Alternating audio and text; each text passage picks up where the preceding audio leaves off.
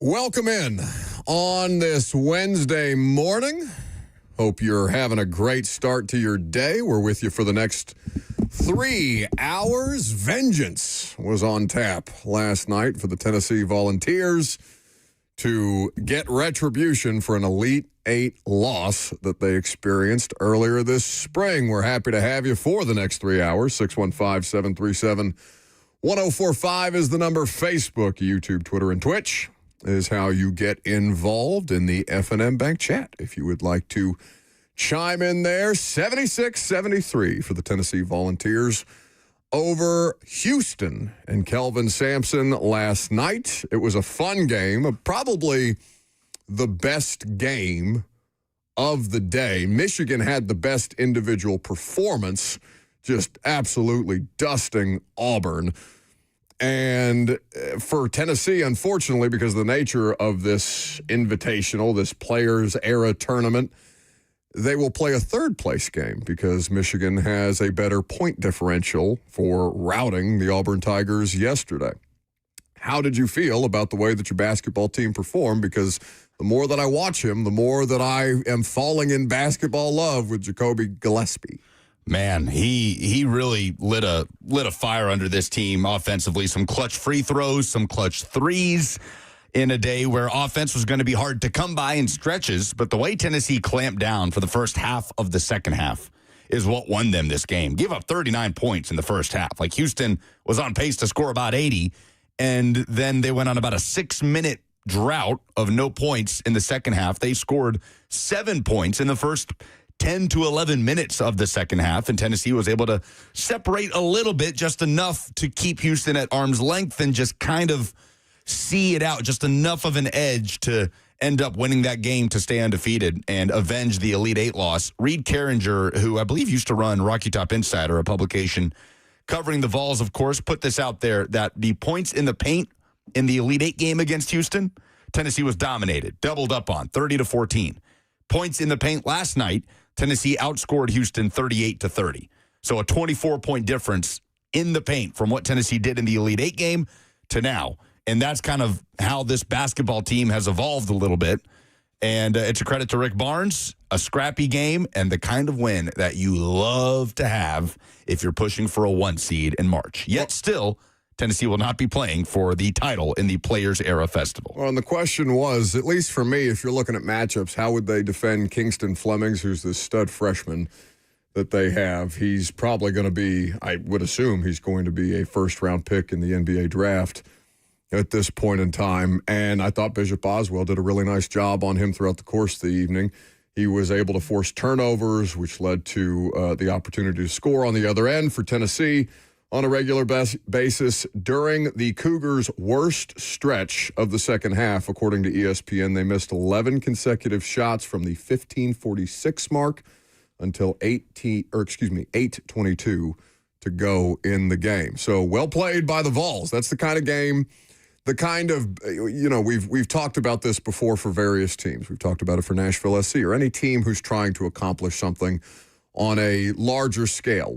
How are you going to respond to the tests that you face throughout the course of the regular season? You're going to have ebbs and flows. Tennessee handling the biggest test of their schedule so far to date. I would say pretty, I wouldn't say that they handled it with ease, but they battled, chipped away at a team that had a lead against them for the majority of the game and was able to come back in a resounding fashion. I was really impressed with the Tennessee basketball team last night. Yeah, it was a good win. I mean, that's one of the better early season wins in recent memory for Rick Barnes. It feels like every year at this stage, like Tennessee's done a really nice job of coming out of the gates in the last few years of the Barnes era, and it feels like we do this every year where we say, oh, this looks like it has the makings of the best Rick Barnes team in his era at Tennessee, doesn't it? Like, how many times in the last 5 years alone, or going back to that 2019 team, have we said, okay, if Rick Barnes is going to make a Final Four at Tennessee, this is the team to do it?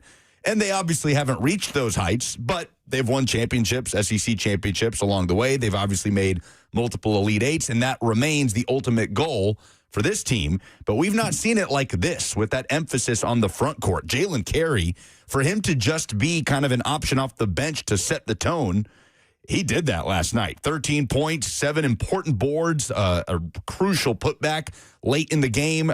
He just brought an edge for Tennessee off the bench, and great to see J.P. Estrella healthy and a go, and they're just getting contributors from all over the place. And Nate Ament wasn't even spectacular in this game.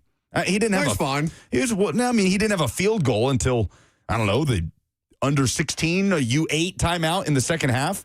9 points, 5 rebounds, 4 assists. Didn't hit a 3, 1 of 8 from the floor. But the fact that Tennessee was able to outlast a tough Houston team with that kind of performance from a guy that is kind of expected to be their stalwart, that's a feather in the cap. And if he figures it out, then this is going to be a team nobody wants to play. And they're going to be challenged still. They still have to face Syracuse and Louisville and Kansas today. It's still a good Kansas basketball team coached by Bill Self. It's a third-place game at this point in time in this Players Era tournament, which is designed to give the winner $1 million in extra NIL funds, which I don't know. I mean, I like it conceptually, but again, I don't like the idea that Tennessee can win both of their games leading up and then not have an opportunity to compete for $1 million. Instead, they're going to have to settle for, if they win, a $300,000 NIL payout, which is not chump change or whatever, but compared to what you stand to gain if you're Michigan or Gonzaga, who will play for the final game, the championship game tonight, $1 million obviously would make a great deal of difference. Even the loser would earn $500,000 in what will be college basketball's first $1.5 million game. I like the incentive. I don't like the structure, and perhaps that's something that can be tweaked moving forward. But it's pretty cool.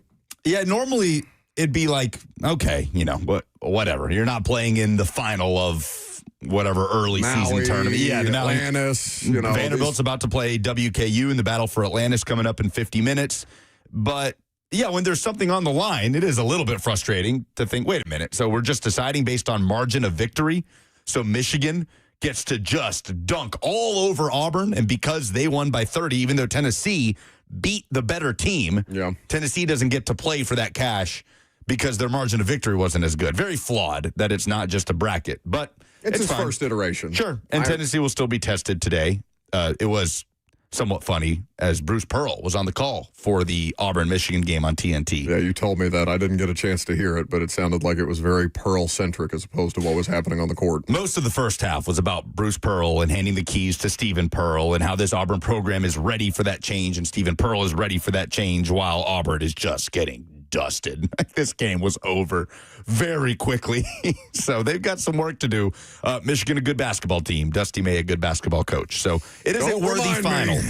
Yeah. Who does Michigan? It's Gonzaga, I believe. Gonzaga for the final tonight at 8:30. So 615-737-1045 is how you chime in. We also had the college football playoff rankings last night. Nothing more to be discussed there, other than the thing that I thought was going to happen to Vanderbilt, Lucas, did happen. You thought that they might be able to leapfrog Miami, which would have caused a little bit of a shakeup, but the committee is clearly saying that they have a ceiling, and that ceiling is 14 for the Commodores. So even a win at Tennessee this weekend, I just can't imagine, unless catastrophe would happen above them. In rivalry week, you would need a great many things to happen, and you're just relying on too many external components if you're Vandy to have a clear and obvious path to the college football playoff. It's still an incredibly successful season, but that part, I'm sure for Commodore fans, is disappointing. Before we switch over to that, let's take some basketball calls. X is in Kentucky. First you're going to rock, then you're going to roll. Shut up. What's up? What's up, fellas? How y'all doing today? We're good. Just making it pop. Go let it go. Shut up. So I finally got to watch the Tennessee boys basketball team last night, and for the first time, it was like you could say like our backcourt is actually good. Like we can probably get up later. Like because my thing is with the past teams that we had, we just didn't have a backcourt to finish games, and we got to see that last night. Even though they're young, we got to see that. Even though I don't agree with us playing for a third place when we just beat the number 3 team in the nation. Sure. But that I guess it's a new tournament from my understanding, so they got to fix that. But I think our boys can. I ain't gonna say win a national championship, but I can at least say we'll probably be top 3 in the SEC. And then before I get out, Vandy fans, I don't care if y'all beat us. Y'all not going to the playoffs. Y'all can cut that out. Y'all have a good day. Thank you for the call. It is a tough year to be a 10-2 team in the SEC as compared to last year, where there were slip-ups and only 3 teams got in. And, I mean, how many teams at this point? Let's see, A&M, Georgia, Ole Miss, Oklahoma. If Bama takes care of business, 5 SEC teams. Which is no sure thing, Alabama. No, it's definitely not a sure thing. We'll talk about that. Miami jumped Utah. Yeah, the Utah result, K-State really missed an opportunity to cause havoc after having an incredibly successful, 3.5 quarters against Utah for the way that Utah rallied back and they just couldn't do anything. That at least would have put Vandy at 13 going into this weekend. Yeah, I think so. The other part of this with Tennessee, I think it may have been your tweet that I saw last night to the effect of, because he's saying, What's that Twitter handle? Oh, at Lucas Panzica. Thank you. Go on. Just trying to make sure that we are properly giving credit as a journalistic entity of a radio show. So forgive me. Please continue.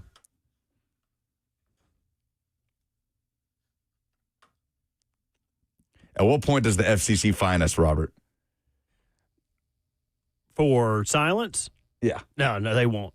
Our bosses will get mad, but they won't. I'm pretty sure that's a thing.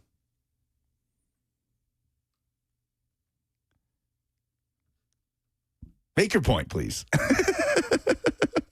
That's the only tool I have to effectively curb him anymore is just to stop talking and make him deeply uncomfortable. Say what you were going to say. The tweet that you had last night, I'm pretty sure it was you, talking about the idea, because the caller mentioned the idea of you're not going to get into national championship talk with Tennessee just yet, but the idea if you're vying for a 1 seed come tournament time, that this would be the kind of win that could help put you over the top in any kind of discussion. It's a critical early season win for Tennessee. So at least to set yourself up with the best path to success once we do finally get to March, that is the kind of critical win and an impressive win that you will like to have on your resume as we get further into the college basketball season. We will take a quick pivot and be joined by Greg Kosell. I'm not going to tape an episode of The Install tomorrow morning with Greg, so instead we'll do it live on the radio show next.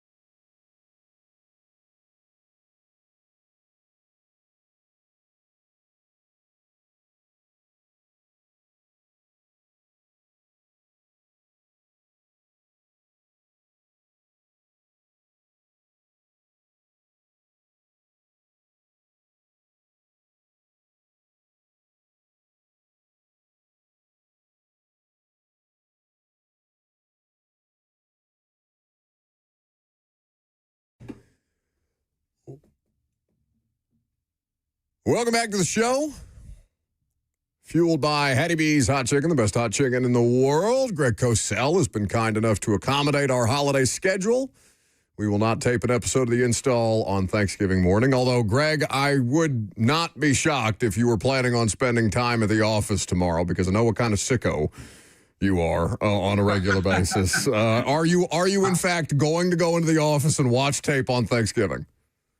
Yes, I will be here tomorrow morning early, and I'll probably be out by around 12:30, but I'll be in rather early. I won't say what time that is because it'll make me seem like I'm crazier than I really am. I don't know if I think the fact alone that you are going to be in the office grinding tape before Thanksgiving is a telltale sign alone. You can, of course, subscribe to the podcast wherever it is that you get your podcast. You can watch the normal episodes that we do each week on 104.5 The Zone's YouTube channel. Greg, it's been a lot of moral victory talk around here this week for Titans fans, because right now they are most concerned with two things: their draft position and the next head coach. But the other thing that they got, I mean, brother, it's not even Thanksgiving. It's not even Thanksgiving yet, and we're worried about draft position and the next head coach. Listen to me, brother. You understand what my life has been. You want to be. That's been my life for 4 seasons now, Greg. I'm doing the best that I can at this point. At least Tennessee upset Houston in college hoops, Buck. You know, gives you something to talk about. Yeah, absolutely. It's how we open the show today. God knows it's not 1 in 10 football. But hey. And by the way, I watched the entire Indiana game last night. You had to be impressed. I was very happy once they stopped turning the ball over in the first half. K-State has been the best team that they've played so far this year. I'm still scared of Louisville when we finally get into the month of December. Yeah, well, they got Louisville and Kentucky coming up, and both are on the road, if I'm not mistaken. You are correct. Again, you say something nice about my basketball team, Greg, and then immediately give me PTSD afterwards. That's not helpful at this point in time. Well, I was thinking of you because I watched that whole game last night, and then I went to bed because I was in this morning at like 5:15, so I had to go to bed after that. Fair enough. A really good night of college hoops across the board. But for Titans fans, the moral victory is Cam Ward's performance now in back-to-back weeks against quality defenses. And Greg, I feel like the best thing that we can say right now about him is that I feel like he's starting to stack performances and show us some more consistency in some areas that he needs to work on. Your thoughts? Yeah, I think that the number one thing, and this is a very big deal. It's not a small thing, is he's not turned the ball over now in 3 consecutive games. And that might not seem like a big deal, but it is a big deal. I think that's the first thing. You cannot turn it over. And plus, as we know, he's not on a very good team. So if you turn the ball over, it just changes everything.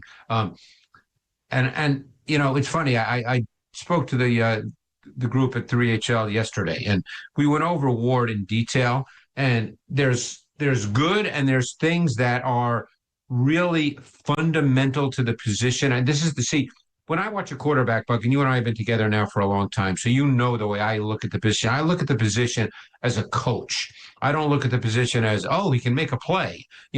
Now, obviously, people, I'm sure, are excited about the play he made to Restrepo, where he was falling out of bounds, which had a Mahomes feel to it, or the play where he was falling down and he was able just to get the ball out and complete a pass.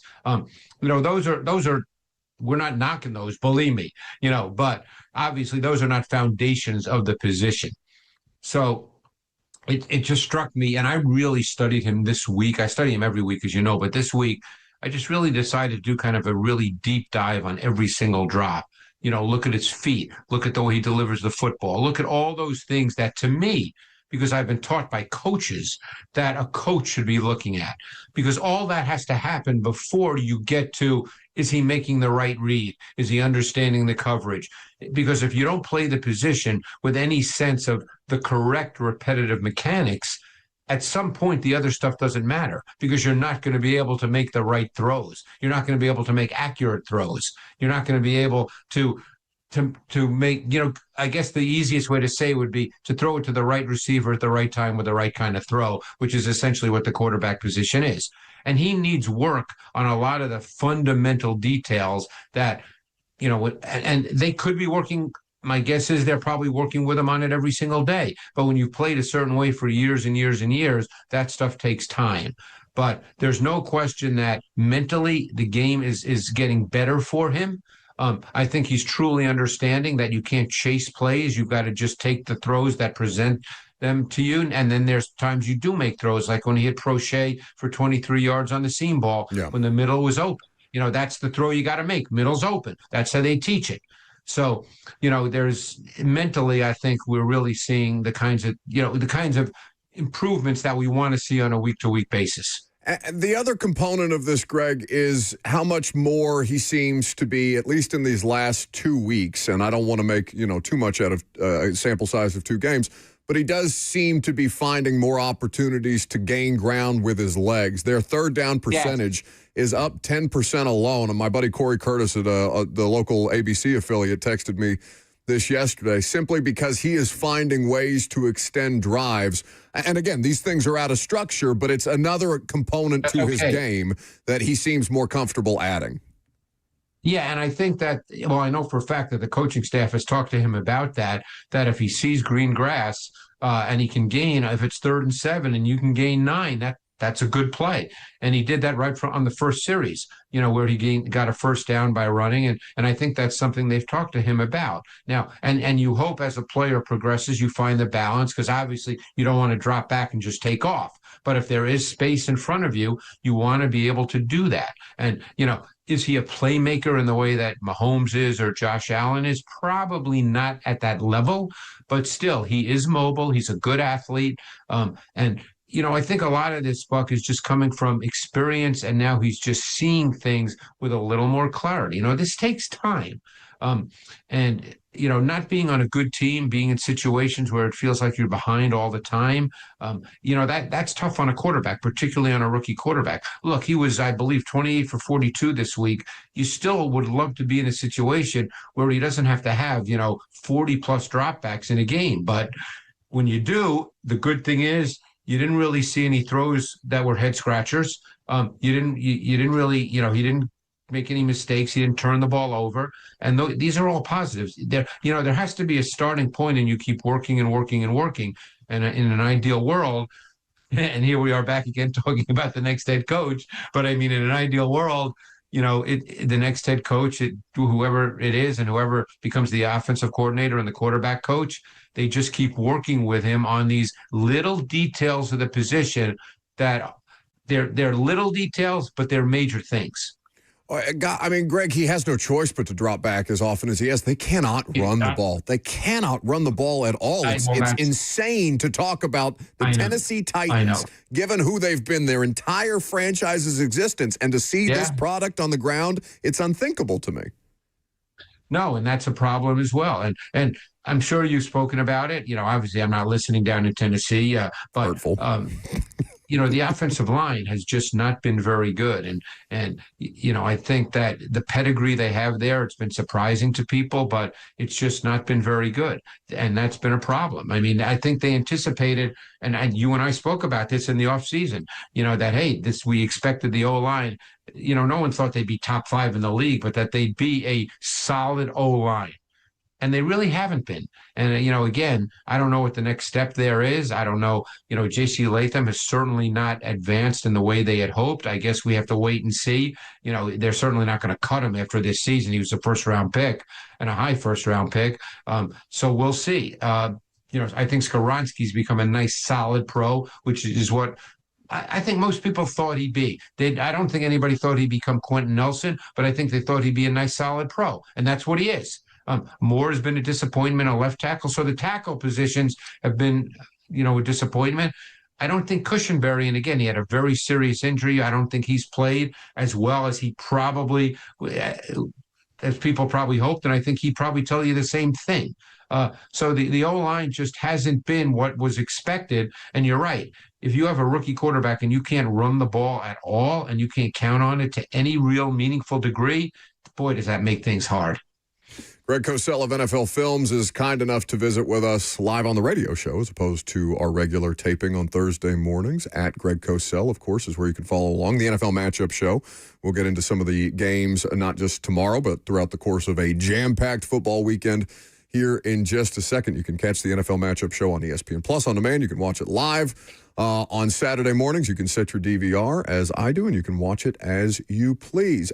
Greg, before we move on to Jacksonville, who comes to Tennessee, of course, in Week 13, the Titans' defensive front has been a talking point for us the last couple of weeks. You've kind of diagnosed some of the ways that they're overachieving, and I thought that they did well to make Sam Darnold uncomfortable in this game. Again, they still have JSN, who's an excellent player, is going to make that 63-yard contested catch. Is just, it's beautiful. Like it will make you tear your hair out if you're on the opposing sideline, but still, there's only so much you can do against a player like that. What do you make of the way that the Titans defense played the Seahawks up front this week?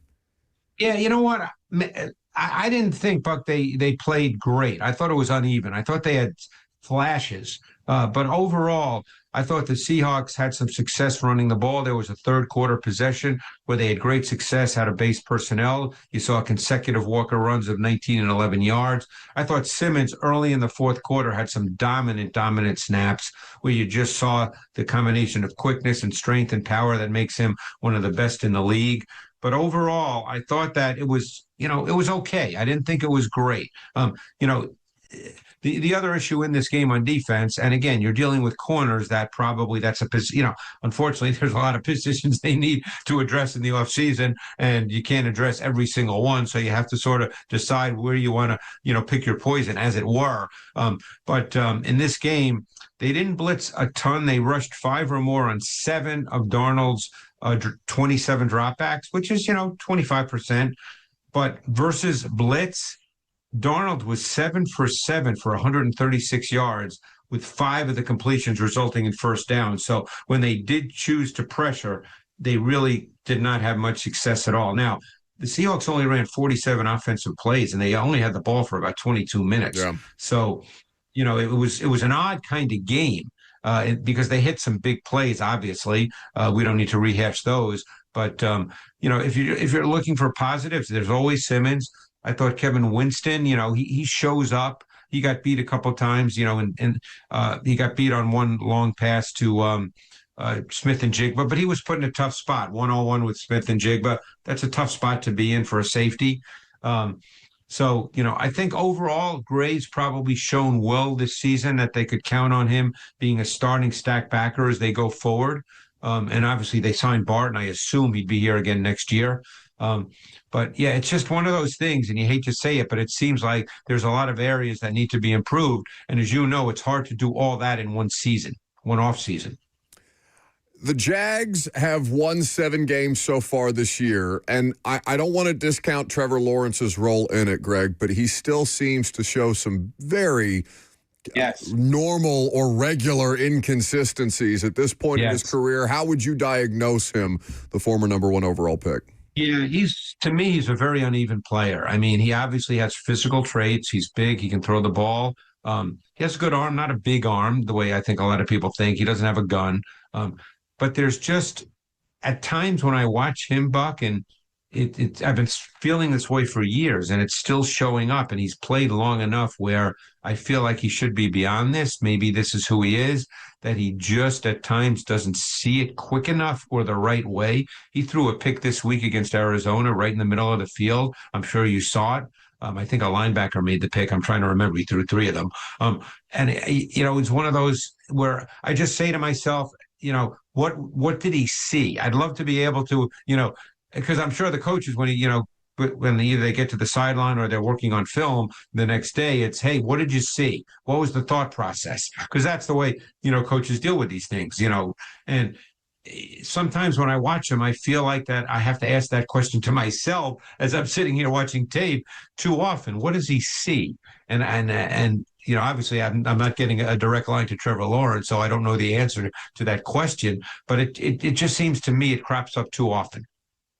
So we will see if the Titans can get an AFC South win for the first time this season, hosting the Jags this coming weekend here at Nissan Stadium, the last of their 3 home games before they go on the road to Cleveland and then San Francisco. Some Thursday football, Greg, some Thanksgiving football, good games all over the board. With the Packers and the Lions, speaking of inconsistent, the Packers offense has been such a hot topic so far this year. What do you think is the thing that's been causing them so much difficulty? Is it as simple as Tucker Kraft not being in the lineup for them? Well, that's a big deal. But, it's interesting. I think the one thing that they can do, and they showed it last week, even without Josh Jacobs, is they can win both running and throwing. Now, I know their offense has not been great in terms of putting up points, but in watching tape, I feel Jordan Love has actually had a very good season. He's not turning the ball over. He can make throws. I mean, this week they never really pushed the ball down the field. The game played out where they didn't have to.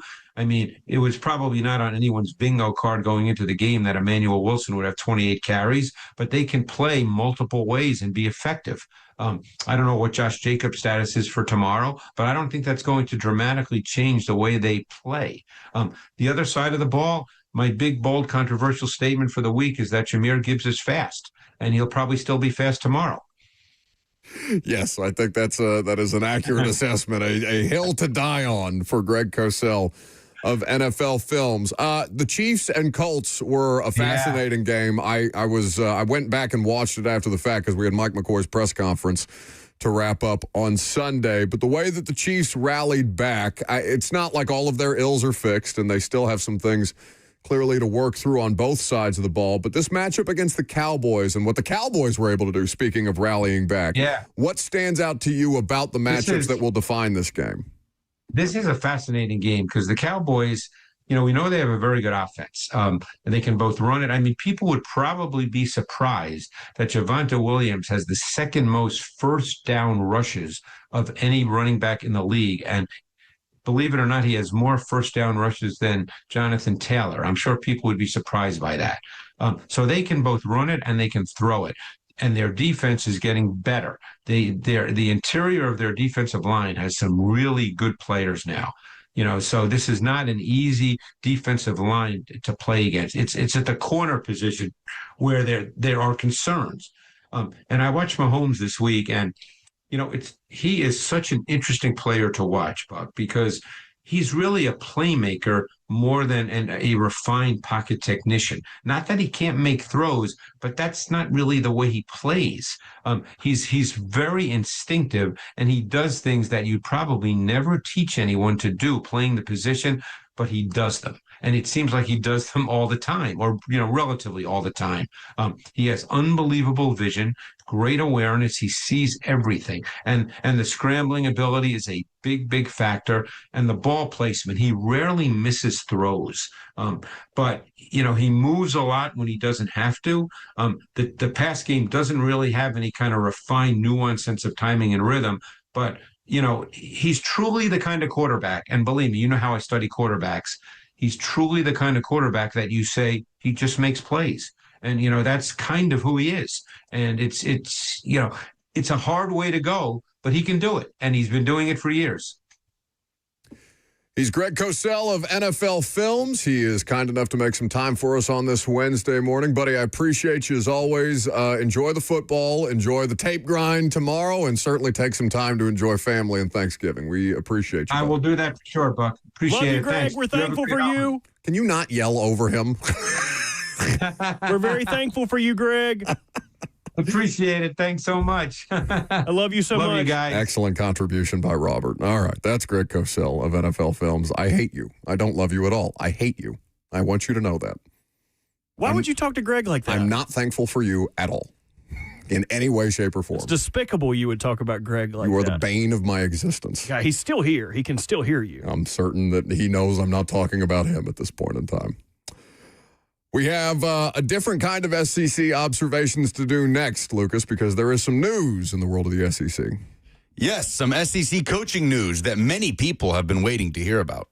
Find out next.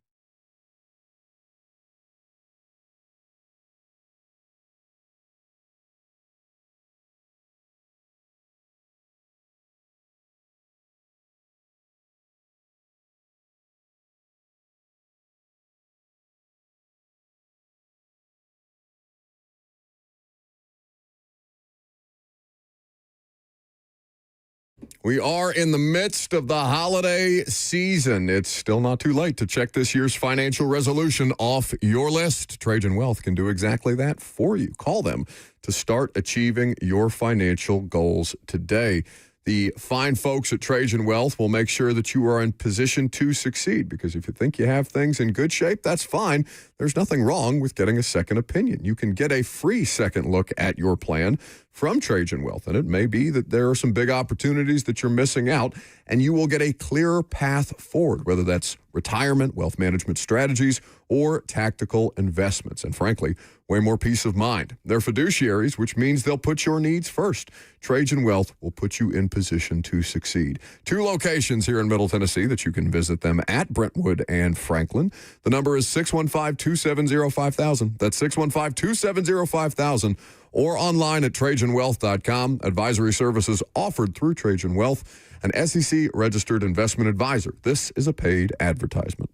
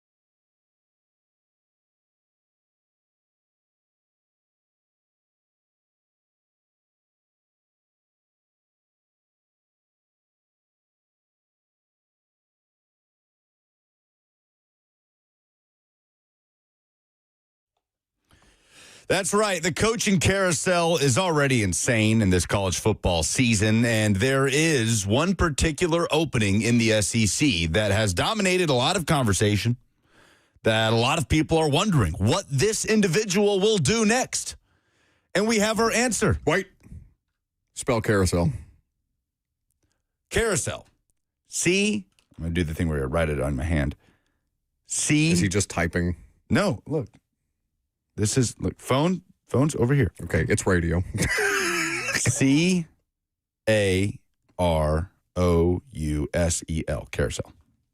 You got it. Please. All right, continue. Please. You can't. You're not going to shake me. That's right, Alex Golesh. We know now that Alex Golesh will be the head coach of the Arkansas Razorbacks, reportedly, according to Trey Schapp, who covers the Arkansas Razorbacks. And he is obviously the head coach at USF, the former offensive coordinator at Tennessee, heads to Arkansas, reportedly, to replace Sam Pittman, who is on the out. So there is the first opening filled in the SEC. It is the Arkansas Razorbacks. And all things considered, with the pecking order that is this college football coaching carousel, Carousel, and the difficulty level that programs like Arkansas have to face right now, where they are not the marquee programs open in the SEC, where there are candidates that maybe you could get in other windows that you cannot get here. I think this is an excellent hire by the Arkansas Razorbacks to bring in Alex Golesh, who obviously brings that Tennessee offense, who quickly turned around a USF program that was completely in the dumps and made it into a team contending for a playoff spot. They are 8-3, 7-6 each of their first 2 years. We remember how they pushed Alabama in each of those first 2 years. And if I'm not mistaken, Robert, USF still technically has a path to the playoff. Do they have a path to the who gives a crap? Didn't the Navy loss kill them? Yeah, it might have. The American Conference is insane. By the way, Eric Morris, the head coach at North Texas, who is having a fine season and definitely has a path to the playoffs still, is taking the Oklahoma State job to replace Mike Gundy. Cam Ward's former coach, Pat Mahomes' former coach. He coached Cam at Incarnate Word, was his OC at Washington State. My mind immediately went to Chad Morris. No, Chad Morris was the failed Arkansas coach. That's why. But there you go. Arkansas has their man, former Tennessee coordinator Alex Golesh. And, off the top of my head, I don't believe Tennessee and Arkansas face each other in the SEC schedule that we got for the next 2 years. There was really, we joked about Bobby Petrino getting that job, but it just never really felt viable. And especially in today's atmosphere, if you're trying to do this. They do play Arkansas. They go to Arkansas next season. So Josh Heupel will face Alex Golesh next year. Well, that'll be fun. Golesh, a huge reason for Tennessee's success early in the Heupel era. If you're Arkansas, is this not the best available, path? Not necessarily option. I'm sure there would have been options. I don't know, actually, given James Franklin being scooped up by Virginia Tech as quickly as he was. But if you're Arkansas, you're just trying to regenerate this thing organically. So you do it with a young coach who's got a promising and exciting offense and who is going to be willing to do a lot of the heavy lifting in this NIL era that an older, more veteran coach, long in the tooth, more set in his ways, may not be willing to do or may be less adaptable to. You don't want to get a checked-out Brian Kelly situation if you're Arkansas and end up in the circumstance that LSU finds itself in. Brian Kelly, who is publicly complaining that he can't get, or his people are complaining that he can't get a job because LSU is dragging its feet on the matter of his buyout lately. Thank you for stealing my dumbest thing in sports. Good. Now I'm satisfied. I can still do his son on senior night. You didn't see this? Nope. Okay. Well, then we'll save that. So I think if you're a Razorbacks fan, you're displeased with the direction that your program has been heading, but this would be at least something to refresh your optimism about the ability to compete in the modern era of college football. I would feel pretty good if I was an Arkansas fan about this. USF closes out their season against UCF. Did they not? Oh, that's right. That rivalry died with conference realignment. That's a damn shame. I'm so used to USF and UCF playing on Thanksgiving week. Who do they play? As an underrated G5 rivalry game. They play Rice. So we'll see if they can avoid losing to Food. But I hate that we're talking about this right now, that we're talking about Eric Morris leaving North Texas. I don't know this, but I assume that to mean that if North Texas is not in the playoff, that he will not be able to coach his team in the college football playoff. We have Jim Mora leaving UConn to take the Colorado State job after doing a nice job reviving the UConn program. But I hate that we're talking about all of this and that it's taking away from rivalry weekend in college football and playoff implications that are happening this weekend. Think about being an Ole Miss fan. Brutal. And so the Ole Miss athletic director came out and said that a resolution will be announced after the Egg Bowl, which is Friday, an 11 a.m. kickoff on Friday, on Black Friday, a game that has all sorts of weird to it each and every year. We'll see. Ole Miss coming out of a bye week where all of the noise has just ramped up about Kiffin. Ole Miss currently 7.5-point favorites at Mississippi State. The cowbells will be clanging early in Starkville. Everybody will have their eyes on how this Ole Miss team responds to all of this noise and this distraction. Lane Kiffin kind of dismissed it the other day. I don't know if you saw this in his press conference where he's like, look, these kids these days, they grow up with phones and social media. The noise doesn't really bother them. Like, okay, I don't know. That kind of felt a little bit like Lane trying to mask all of this stuff. No, it's not bothering the football team. None of this is seeping into the program. Maybe it's not, but they're still kids, and they still pay attention to this stuff. We'll see. And they probably don't know much more than anybody else right now. They're just kind of that would be the worst situation of all of it, is to be a player on this roster vying for playoff. I mean, they are, for all intents and purposes, in the college football playoff, and you don't know whether your head coach is going to be the one coaching you through the college football playoff. It sucks. It just sucks that this is happening in the middle of Ole Miss's best season ever, in the middle of North Texas potentially going to the college football playoff. But I digress. There is important football to be played this weekend. Playoff rankings coming out yesterday. Locally, our eyes were drawn to where Vanderbilt landed at 14. But there is this question that's popping up now with Alabama coming in at number 10. I feel like the biggest issue taken with the playoff rankings, by the way, still is Notre Dame, Miami. Notre Dame at 9, Miami 12, despite Notre Dame having the head-to-head. That's fair. And we'll see if Miami goes and takes care of business against Pittsburgh. They need some things to happen to get into the Miami ACC. having the head-to-head. Yeah, thank you. Miami beat Notre Dame earlier in the year. Yeah. Miami still needs things to happen to get into the ACC championship game. It'll be interesting to see what that discourse looks like after this coming Saturday. But Alabama at 10, there is this sort of theory being put out there that if Alabama takes care of Auburn in the Iron Bowl on the road on Saturday, they're going to the SEC championship game, likely facing Texas A&M, assuming A&M beats Texas. If they don't, they're likely playing Georgia. If a 10-2 Alabama team were to lose in the SEC championship game, there's this sort of school of thought that it could cost them a spot in the rankings, which would therefore knock them out of the playoff. Because remember, you got to finish in the top 10 to make the college football playoff.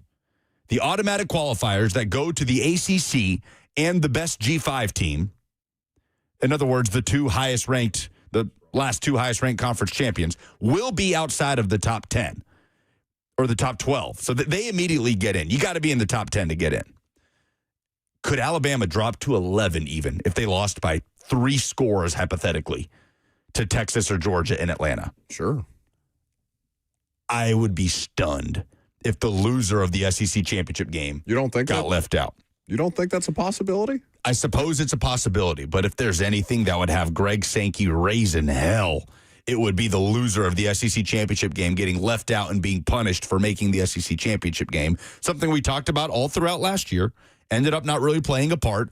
SMU lost in the ACC championship game, still got in. I just picture Greg Sankey like a politician whipping up the votes on the committee floor after the SEC championship game, trying to save a team from getting dropped out of the rankings. If the committee decides that the loser of the SEC championship game is out, they should be out. Oof. We'll see if it comes to that. The Iron Bowl plays a huge part in that. Sure. And we will get to Tennessee and Vandy and what Vandy's rooting guide would have to be this weekend, along with obviously having to beat Tennessee and what it would take to do that. What do I have to give away next, Robert?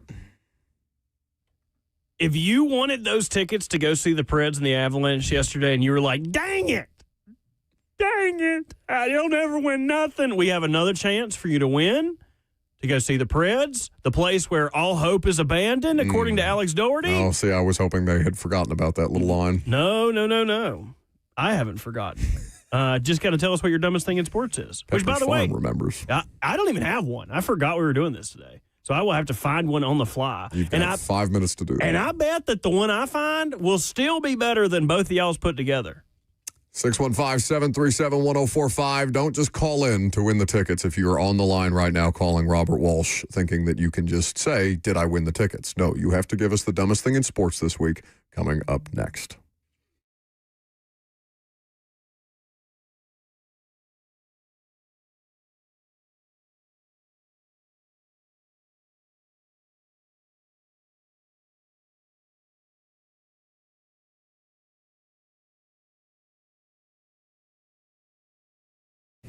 Thanksgiving is tomorrow. If you are hosting people, if you're hosting people at any point in the next couple of weeks as we work our way through the holiday season, there's nothing worse than dealing with a plumbing, HVAC, or electrical emergency. Most of the time, you don't know what it will cost or if it'll get fixed correctly, or if someone is just trying to sell you something. That is never the case at Hiller Plumbing, Heating, Cooling, and Electrical. When you call Hiller, their experts are going to solve your problems quickly, and the price you're told is the price you'll actually pay. No hidden fees or surprises on your bill. They've been in business for over 35 years and are family-owned and operated. Their techs are professional, experienced, and trustworthy. When they're on their way, you'll receive a photo of the tech and a link to track them in real time. No more wasting time waiting around. 100% satisfaction guarantee of happy you'll be here. The service is free. That's the Happy Hiller promise. So book online today at happyhiller.com.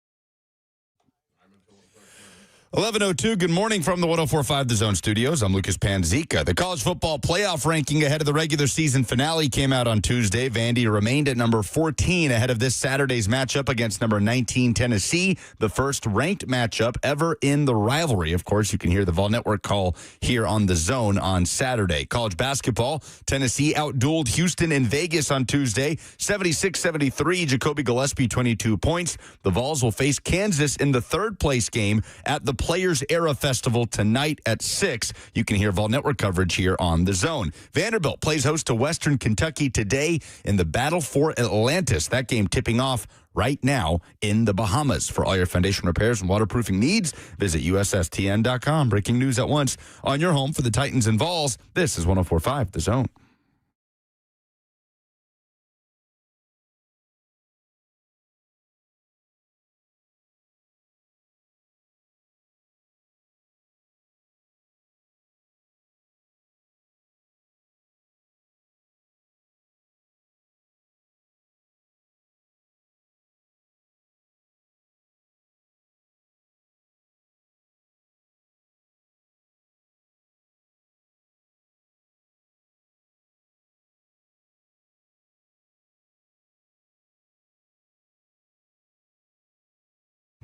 For the opportunity to win 2 tickets to see the Nashville Predators take on the Colorado Avalanche. There you go. Hey, I listen. 615-737-1045 is the number. We'll get to your submissions here shortly.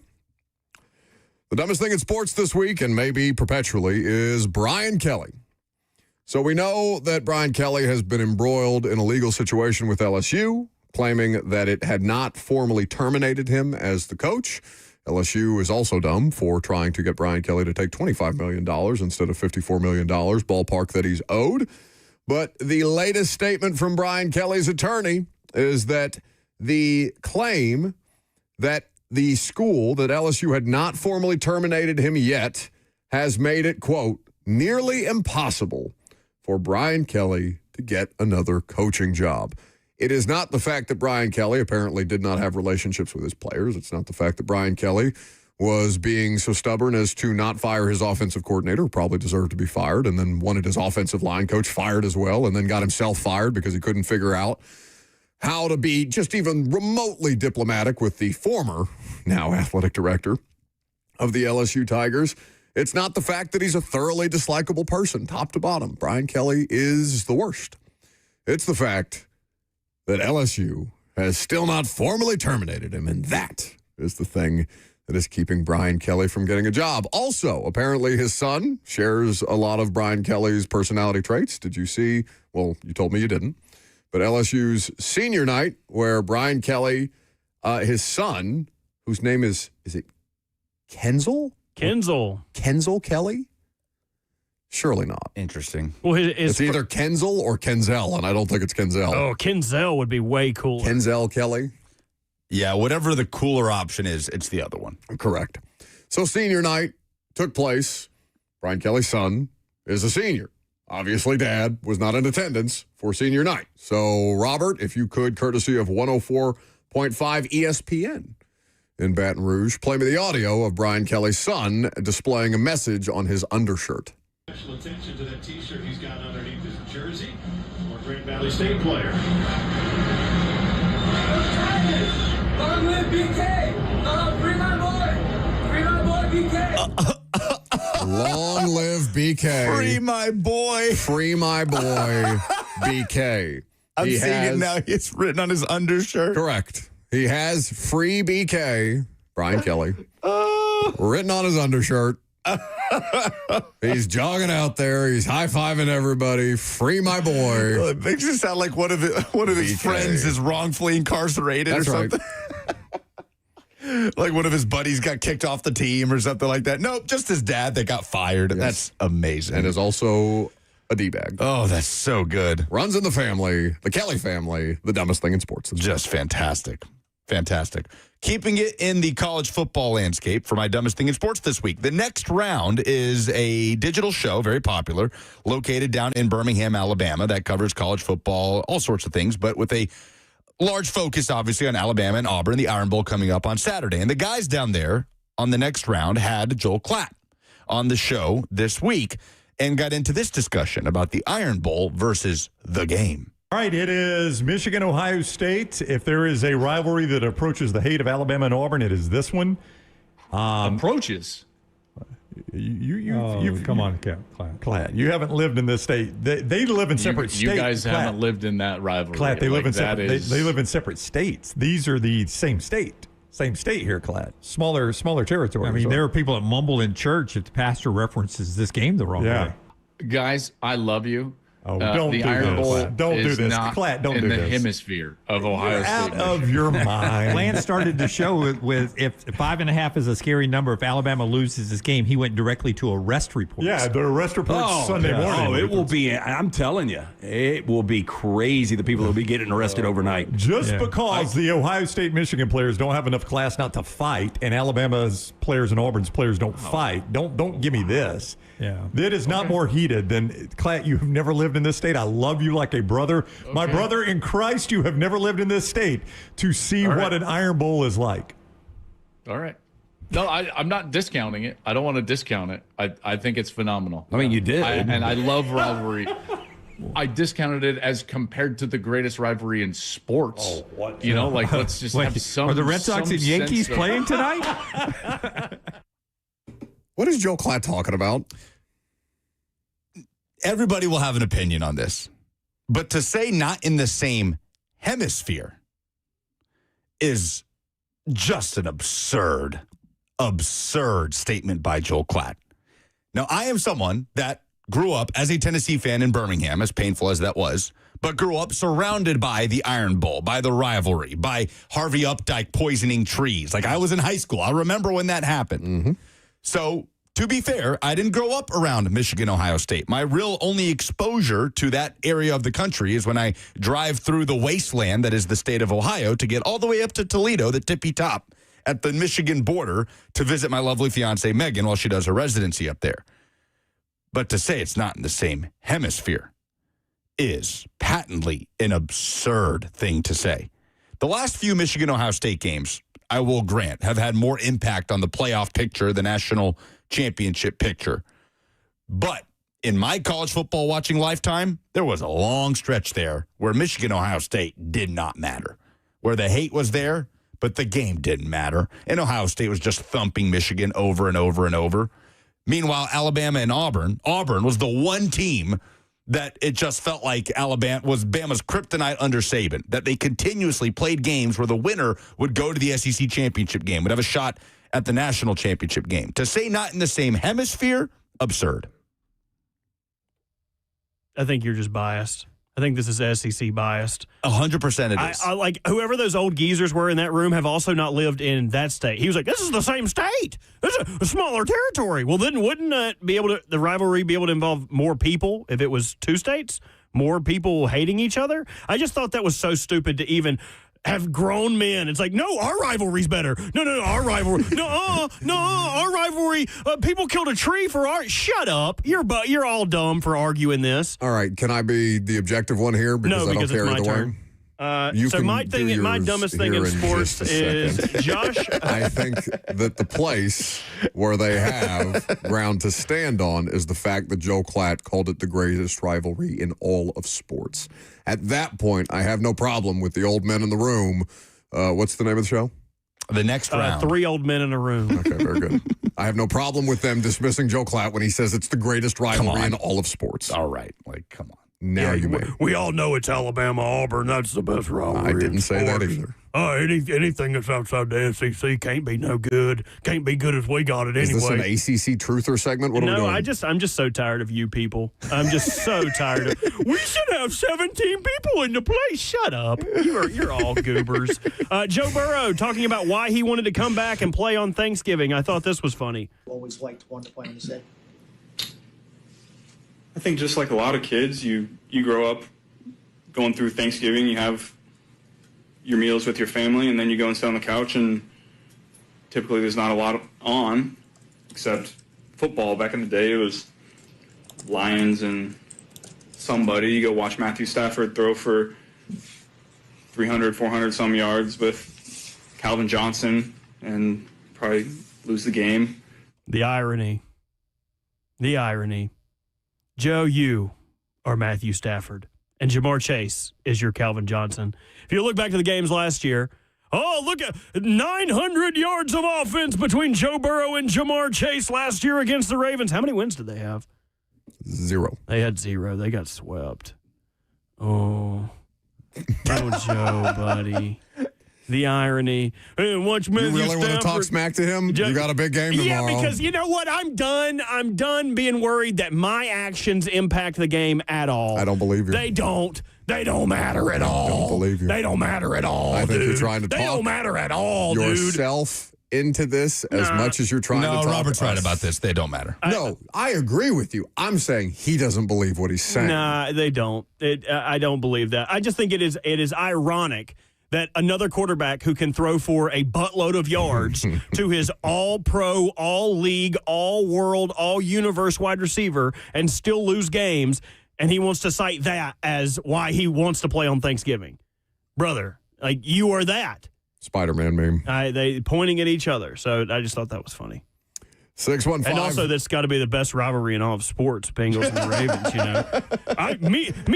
Me think me rivalry best. No, me think me also, man. Me think me rivalry best. Shut up. What is the best rivalry in all of sports? Oh, it's probably, you got to go all the way back to something with cricket or like the Holy Wars. Like the Holy Wars. The Holy Wars are probably the greatest rivalry in sports. That was the jousting. Who are the great? I don't know. It's all dumb. My opinion. My brother in Christ. Shut up, you old man. Before you fart and whistle at the same time. Obviously, Indiana, Kentucky basketball. I almost said Kentucky, which I probably mean. Sit in a chair off to the side and watch. Oh, my God. Me rivalry the best. Me rivalry. Slay has Kentucky. I've got Kentucky. Joseph is in Nashville up first. Excellent. Jesus Christ. Agreed. That was dumb. Yes, I concur. For this today. Be ready. If you are on hold, Eric, go ahead, Eric. Be ready. Hey, good morning, guys. Thank you, mine has got to go to the Players Era Festival that our Vols are playing in Vegas. Things are going good for us right now, but it's the overall aspect of it is just a big headache. There's no bracket. There's random tiebreakers, including the AP poll that came out Monday. There's a tiebreaker thing, which is capped at 20 points and is literally said to make teams not run up the score. So they don't want blowouts here. It's capped at 20 points. It's just a big headache, and I'm pretty sure Tennessee's going to be here the next 2 out of 3 years. So I'm hoping by next year it's figured out because we're 2-0 right now. We just defeated the highest-ranked team in this quote-unquote tournament, and we're not even playing for the championship game. We're in the third-place game. But overall, ready for tonight. Happy for the Kansas game. But, yeah, it has to be fixed. Thanks, guys. Love you, Lucas. Or love you, Lucas and Bert. I love you too. Jinx, you owe me a soda. Almost said a kiss. Freudian slip. I was about to say. That's a great submission by Eric. The structure is bad. Just do a bracket. What are we doing? The structure is bad. Just do a bracket. I hope they will improve it because I like it conceptually. Jackie is in Crossville. Hey, guys. The dumbest thing in sports is NASCAR. I called y'all yesterday referring to a lawsuit that's going on. Well, as part of that, there have been some text messages that have been put out to the public. NASCAR executive Steve Phelps referring to team owner Richard Childress, who, if you don't know, was the owner of the car that Dale Earnhardt made famous.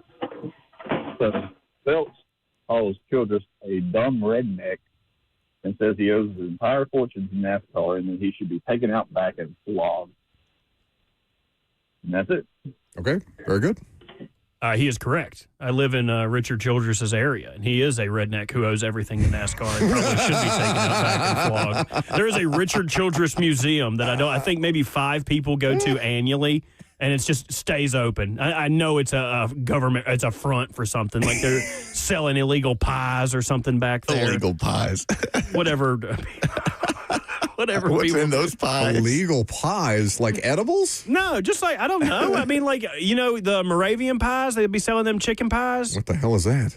Y'all don't have that in Tennessee? Y'all don't have like a Moravian church will sell like a bunch of chicken pies? Mm-mm. Oh, y'all are missing out. Surely God's light has reached some part of Tennessee where Moravian churches sell. Y'all don't buy no Moravian cookies? I don't even know what the word Moravian means. Religion? Yeah, it's like This is like Scientology? Another What is sect this? of Methodist Baptist. I can't believe y'all don't have Moravians here. The Moravian star, y'all don't hang them in the front of your. What the hell was that? What do you mean? Y'all don't hang them in you? In the arch above your door, above your house. Maybe. I'm not familiar. Matt is in Brentwood. Hey guys, so my dumbest thing in sports comes from the Browns-Raiders game where Jerry Jeudy caught the ball down the sidelines and basically just like stopped running because he was looking around for the defenders, and then the Raiders player just gets to punch it out and they get a touchback for him. Yeah, this was I understood what he was doing. You didn't see the play, Lucas? No.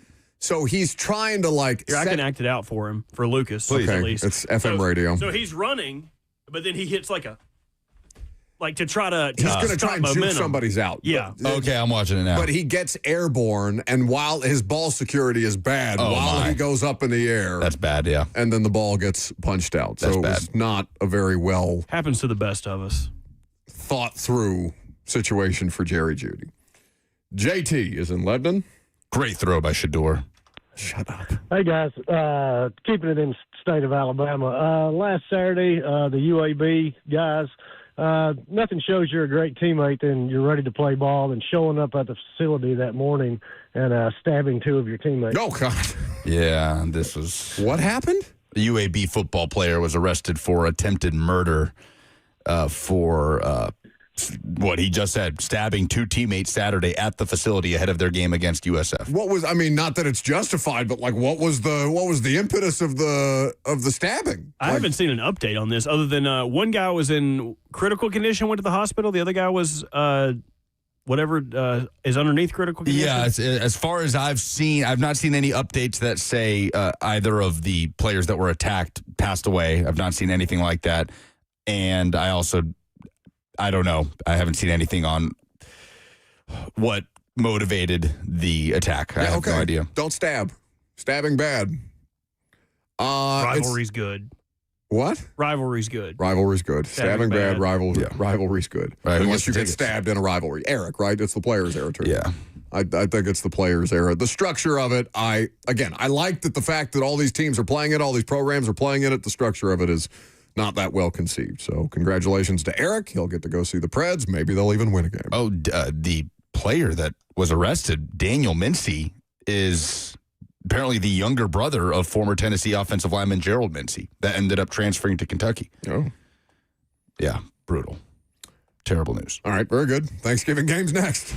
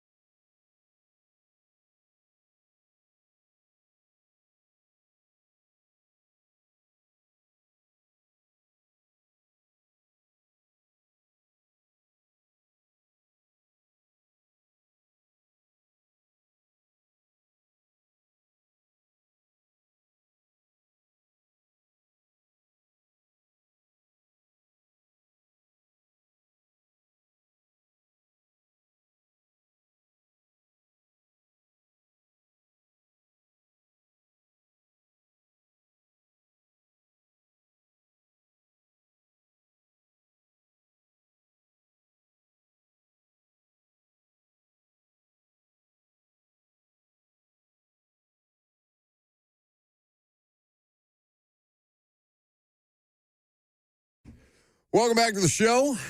Fueled by Hattie B's Hot Chicken, the best hot chicken in the world.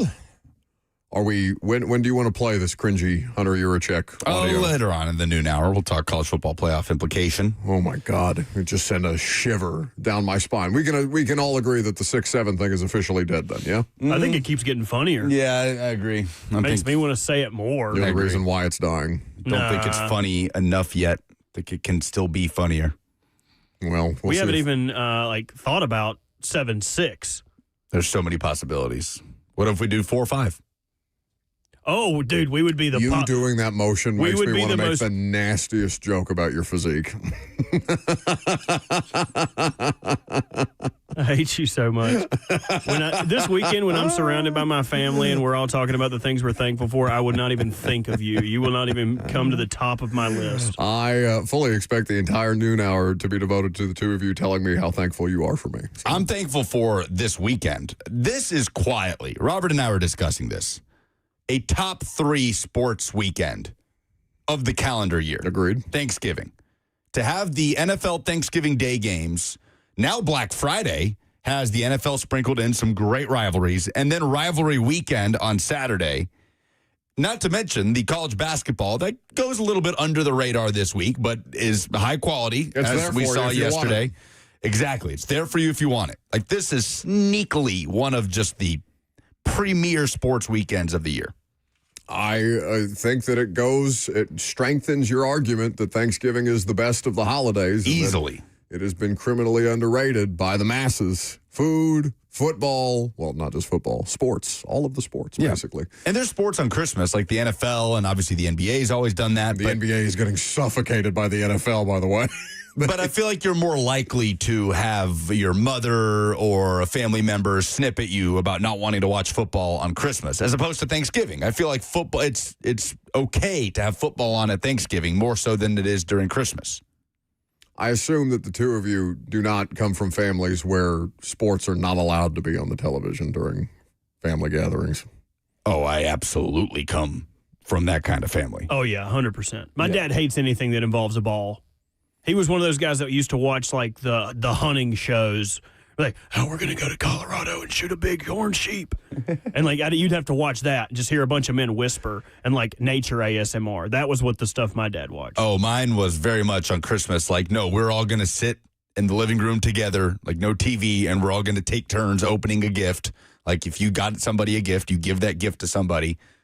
And the whole room stares at you as you open it. Right. I'm surprised. I thought I'd be alone in this. Oh, no. My grandma does Christmas, and one of their things is it's some kind of religious-based, Catholic-based story that she asks somebody to read from as they put the baby Jesus in the manger. I can't remember exactly. Yeah, the nativity scene. Yeah, but is there a certain name for the story? Like the nativity scene is the thing that you put the baby Jesus in, right? Yeah, I know what you're talking about. Yeah, but there's like a story associated with like it. the three wise men. Wise men and myrrh and frankincense. Yeah, so there's a reading that goes along with that. I thought that I thought I was going to be alone on an island here. So how do you sneak your sports? Neither of my parents are from America. They give a damn about football when I was a kid. Felt like pulling teeth trying to get them to put games on holidays. Yeah, my mom will borderline physically assault you if you try to change it off of her Bing Crosby Christmas literal CD. Anyway. 3 games tomorrow, and don't laugh at your own joke. They all have varying levels of intrigue to them. To me, like there's always a dud on Thanksgiving Day. I feel like at least one of the 3 games is like okay. And it's Cowboys Chiefs. It's Cowboys Chiefs. I disagree. Cowboys Chiefs, and I'm not talking about a dud in that the game isn't good in the setup of the game, where the matchup you're like, this doesn't interest me, but I'll watch it because it's on. I don't think there's one of these because you have Ravens Bengals. The Bengals are 3-8, but sneakily that game is very intriguing to me. It could very well end up being a dud, no question. The Ravens could run away from this game, but the intrigue of Joe Burrow coming back into the Cincinnati lineup for this game, having to still play the Ravens twice, for me, is very interesting. I don't think that we can miss on any of these 3 Thanksgiving games. They all have a chance to be good. Sure, they all have a chance to be good, and Cowboys-Chiefs is going to have the most hype around it, which is why I say that feels like the most likely to fall flat on its face in some form or fashion. But, I mean, both teams have flaws. Both teams have the opportunity to be explosive. Both teams just had crazy comebacks en route to wins. To the Cowboys' credit, it was probably one of the more exciting wins of the season to the detriment. Imagine what Philadelphia sports talk radio was like this week. I can't even begin to wrap my head around. Joe Burrow, Jamar Chase is going to be available after missing this game with the suspension. I assume T. Higgins is not going to play. He's in concussion protocol. T. Higgins and Trey Hendrickson have both been ruled out for Thursday night. So that makes it he's going to struggle, right? He's coming back off of injury behind an offensive line that's not good, with a defense that has had a moment so far this year, but precious few and far between without its best player in Trey Hendrickson. And the Ravens are not, they're not winning convincingly, right? And I don't know how many teams you could say that of right now. Like, did the Chiefs dissuade any concerns around them just because they came back to beat the Colts? Or are we still going to have the same level of dialogue around the Chiefs? Or is the Chiefs' lore going to be enough to say, oh, here's the moment. Here's the moment where their entire season turns and they just start rattling off wins and they're going to be right back in the Super Bowl. All these different things. The Ravens don't have that moment yet. They're winning and they're in first place, and the Steelers falling down helps their cause here. But I don't know if I'm convinced that Baltimore is like a lock. Out of the three teams that we're questioning on the outside looking in, which is crazy, the AFC, the Bills, the Chiefs, and the Ravens, don't the Ravens have the most questions around them of the three? What would be your question surrounding the Ravens? Is the defense sustainable? Okay, that question is the same for the Bengals and the Steelers. No. Of the three teams that are on the outside looking in, the Chiefs and the Bills and the Ravens. The Ravens aren't on the outside looking in. They're in the playoffs. What do you mean? They are in first place right now, but they are not in a situation where, like, I feel concretely that they're going to be able to I don't know what's going to happen with Aaron Rodgers and the Steelers. It would be crazy if Mike Tomlin missed the playoffs for the first time and it came at the hands of this Ravens team. But no, I wouldn't argue for any of the other teams in the AFC North vehemently over Baltimore. Kansas City, defense on third down is still an issue. Their offense is inconsistent, and Greg just pointed out, if you listen to Kosell in the first hour, what kind of their flaws are. Those two teams can make huge statements this weekend. And as Robert points out correctly, the Ravens are leading their division right now. Do you feel confident about them being able to hold serve the rest of the way? I feel confident that they will be in a position to take advantage of it. I don't think that there will be a week that they aren't in it, if that makes sense. They feel like they're trending in the most positive direction in the division. That they can, for sure. And at least they control their own destiny, right? They haven't played the Bengals yet. They haven't played the Steelers yet. Yeah. Like, I think you would know more about this race. And for what it's worth, the Bengals have to win out to even push something. So following the Ravens game, they play the Bills, and then they play the Ravens again. So in 3 weeks, you play Ravens, Bills, Ravens. Someone was trying to make the argument, would the Bengals push to get in if they won out? And I just think that's a hill too far. That's such a pipe dream. But again, the Ravens were 1-5, 5 weeks ago? Yeah. So 6 weeks ago, including the bye. So, anything is possible!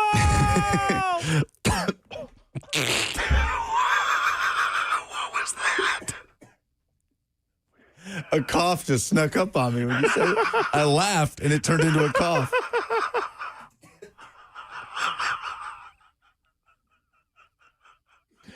I don't know. It just turned into a cough. What are you eating?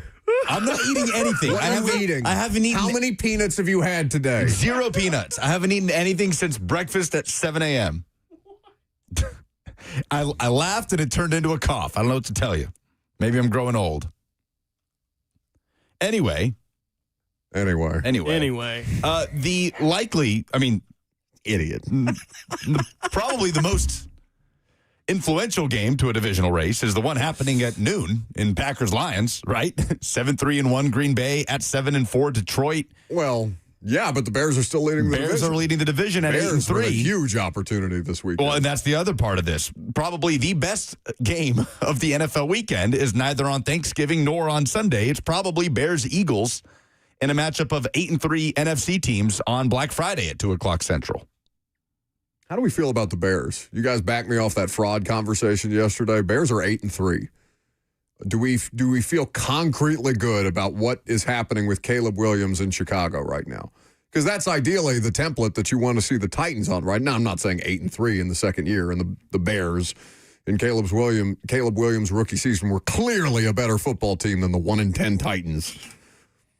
But have we seen enough from Caleb Williams to say definitively that quarterback is good? They have one of the most explosive offenses in football. And their defense has moments where, who's the former New Orleans Saints head coach? Dennis Allen, their defensive coordinator. Very aggressive in these last couple of games where he feels like he's sending blitzes on every third play. Do we feel good about the Bears holding serve in that division? Because the Vikings are Vikings disaster scenario this year, right? Disaster scenario. Like the worst possible way that this could have played out. Disaster scenario for Kevin O'Connell. And I kind of hate it that they took a chance and it didn't work out, but that's just kind of where you're at when you have a 15-win quarterback or a quarterback that helps you to 15 wins last year, and you just say, no, we're good. Yeah, and then go watch him do what he's doing in Seattle. And I haven't seen an update on this, but we may not get J.J. McCarthy this week if he gets out of concussion protocol. You might get to see... Brosmer? Brosmer?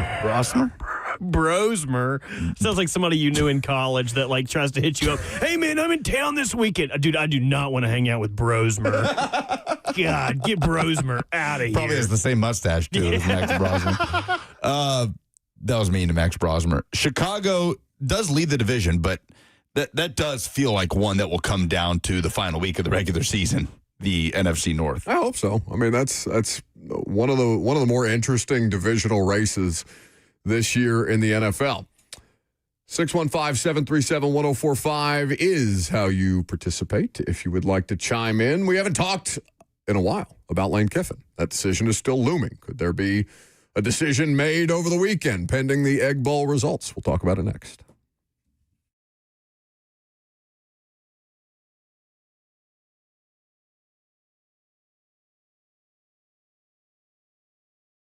Selling your home can be stressful, but it doesn't have to be. Get a guaranteed offer from Mark Spain Real Estate. There are no showings, no open houses, no stress. Work with the #1 real estate team in the U.S. and close with confidence. Go to markspain.com today.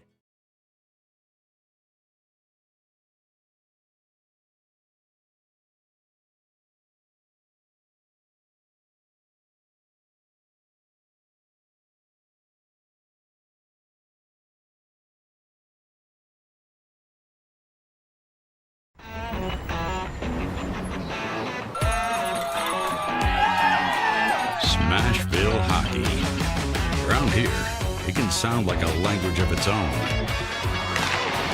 But hey, if you can pronounce Demumbrian, then names like Yossi, Shea, and Marchessault will roll right off the tongue. Nashville Predators, only in Smashville. One of the largest sports books east of the Mississippi, Circa Sports Kentucky, is now open. Catch all your favorite games on an 80-foot screen with stadium-style seating and live VSiN broadcast daily. Circa Sports, now open at the Mint Gaming Hall, Kentucky Downs.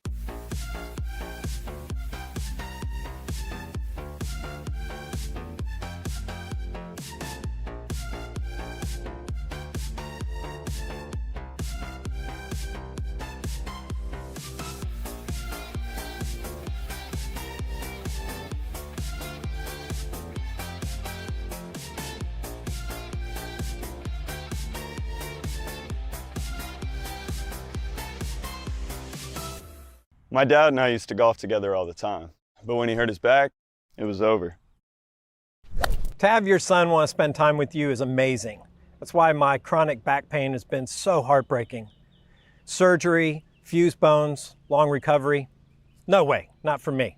A friend recommended stem cells, so I gave Kellum Stem Cell Institute a call. I'm glad you're out on the course. Yeah, it's really good. Call the Kellum Stem Cell Institute today. Swing still looks just okay, though.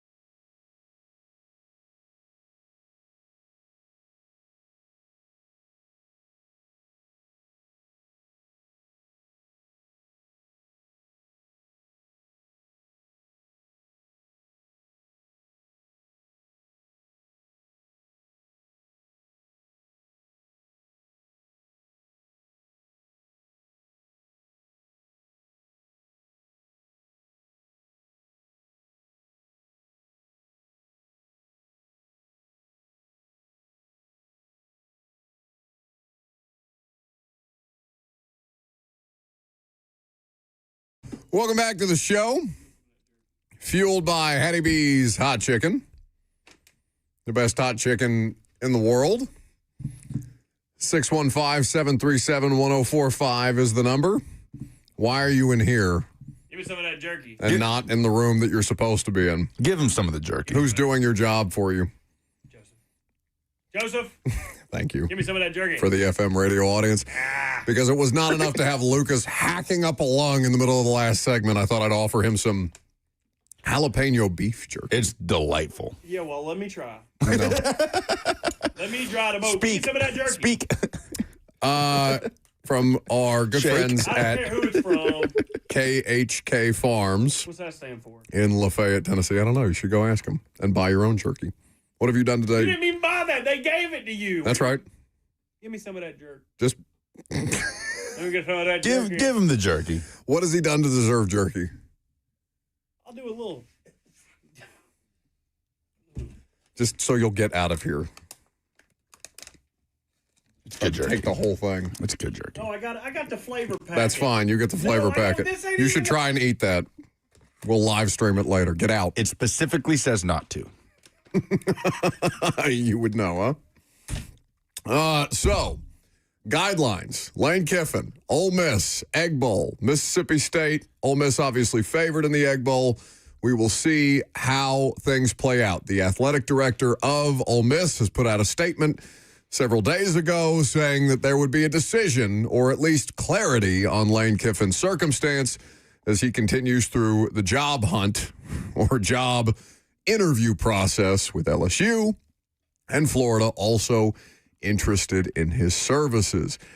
First and foremost, before we talk about Lane, because it's at least, I don't know, the fervor has died down a little bit, though there is no solution as of yet. What do you make of the athletic director putting out that statement? Because that's not something we talked about. Yeah, it's just, I don't know. These are such uncharted waters. Number one, that we're in this era, right? We've only been in the 12-team playoff era for 2 years, and we still don't know what it's going to look like in 2026 and beyond. That was other news that we skipped over, that the deadline to establish the future of the college football playoff is now January 23rd. So at some point before or by January 23rd, we'll have some idea of what this thing will look like next year. But this is also new. And at the same time, you've got this sweepstakes for a coach where clearly there are at least 3 programs that are firmly in the conversation in LSU, Florida, and Ole Miss if he were to stay. There's no precedent for this. I mean, who's the last, like, who comes to mind as the most in-demand coach in college football in recent memory? Like, that was actually available to be had? Right. This isn't groomers. Like, the Brian Kelly. Not Texas and Nick Saban. The Brian Kelly thing to LSU was pretty out of the blue. Lincoln Riley to USC blindsided everybody. He was sought after, though. Oh, sure, but not like this. No, not what we're seeing with one coach where everybody's on pins and needles. Like, what's he going to do? Is he going to be at LSU? Is he going to be at Ole Miss? Is he going to be at Florida? Is there a wild card in the mix? On3 Sports did this survey where they asked college football personalities across the country, from Chris Lowe to Kirk Herbstreit to Dave Portnoy to Gus Johnson and Joel Klatt, of course, Pate, Gary Danielson. Like, if you can think of a college football personality in the current media landscape, they probably were surveyed in this poll, I guess, on predicting where Kiffin will land, the voting breakdown. Did you feel slighted? What? Oh, yeah, absolutely. How could you not put me next to Desmond All Howard's of your idols? Desmond Howard's name. Me and Desmond Howard are the same. All of the people that you aspire to be. LSU got 59 votes. Ole Miss got 17 votes. Florida got 5. The Titans got 2. The Titans got 2 of these votes. For God's sakes. The only one I can see. Who are the 2 dumbasses that are saying the Titans? Tom Fornelli. Who? Was one. Okay, don't do that just because you don't Say his care. name correctly, too, by the way. Go ahead. Fornelli. He covers college football for CBS. He hosts the very popular Cover 3 podcast. Okay. And, to me, that's almost tongue-in-cheek. Like, yeah, I'll just throw out the Titans. Like, for example, Alabama. Who's the other one? I don't know. I can't see that here. But Alabama, somebody voted for. And then one person voted for no clue, to which, if it was me, I'd be like, that was an option? I would have gone with that. For sure. So, majority LSU. But it tells you nobody has any concrete idea of what Lane's going to do. I wonder if Lane fully knows what he's going to do. Fully? No, I bet not. I bet not. I would bet that there is at least some little voice in the back of Lane Kiffin's head that's like, are you sure you want to go to LSU? Are you sure? Don't you want to stay and be a family man? No, go to LSU and live on Bourbon Street. No, you have a family. Your wife loves you again. No, get drunk on margaritas and eat so many oysters you get iodine poisoning. I would love to hear his internal thoughts. Think of all the women. Think of your family. Oh, wait, I voiced it. I switched the voices. Think of your family. Think of the women. And this is all happening. Well, he's not Joey Freshwater anymore, right? We've evolved a little bit. He's not Joey Freshwater. He has evolved. He is Joey Saltwater. Ding! Like he's one of those guys, like a rough and tough sea captain. You done? Sorry, it was fun. No, he's got more. I'd probably do. No more jerky. That's good. I'll quit talking. I won't talk the rest of the show if you give me another bite of that jerky. It's good jerky. I didn't even know you could do Wagyu jerky. You can do any kind of jerky. You can literally, like any kind of. You can have fish jerky. You ain't never had squid jerky from the Asian store? Isn't that just calamari? Pretty much, but it's dried. I'll get you some good. You wait till I come back. I don't want your off-brand meats. It ain't off-brand. You're like the Tiger King eating expired meat out of the back of a truck. Why do I feel like Lane's going to stay at Ole Miss? Like, it could be so stupid and unfounded, but I just I have this feeling. What would be dumber? We go through this whole thing and Lane just stays, or the Egg Bowl decides whether he stays or goes? Well, that's the other thing. In the midst of all this, you better win. That's what I'm saying. Like that, if they go out there and lose the Egg Bowl, is Lane just going to be like, yeah, I'm out? Or if they win the Egg Bowl, would that mean it's not like Mississippi State? They're frisky at times. They're enough to make you sweat, but they're not a team that actually wins games.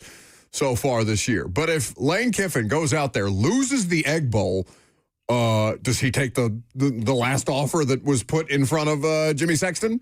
Does he be like, Jimmy, quick, before they take it back and offer me less money, quick? I don't know, man. I don't know. This is all totally unprecedented. I legitimately have no idea what it's going to do. It feels so day to day. I'll tell you, this Egg Bowl, though, is must-see TV on Friday. It always is, but this has the potential for some weird on Friday. We love a little weird. Nick Saban does not, though. Nick Saban is tired of it all. He was on College Game Day earlier, well, I guess last weekend, and was speaking to the issue that the environment has created around Lane Kiffin. Well, everybody should be thinking about the players. Everybody should be thinking about the student athletes. What's best for the student athletes? Players should be able to play for his coach for the entire season. Players shouldn't be penalized if a coach leaves, because the committee has the opportunity, if a player or coach doesn't participate, they can sink you in the rankings. So Ole Miss could go down in the rankings, maybe miss a home game. So their players are getting penalized. But we need to take a better approach to the business aspect of what we do in college athletics. In the NFL, you cannot leave your team until you're finished playing. You can't talk to another coach in the regular season. There's a defined time when you can talk to them if they're in the playoffs. That's the way it should be. And we should match the academic calendar with the football calendar, and we shouldn't have an early signing date that conflicts with people wanting to hire an early coach, a portal situation where you got to hire an early coach, fire your coach early. None of this is fair to the players. So if we did all that in May and then had some kind of OTA days or something in the summertime instead of spring practice, we wouldn't have all these issues and players could actually finish the year. So this is not a Lane Kiffin conundrum.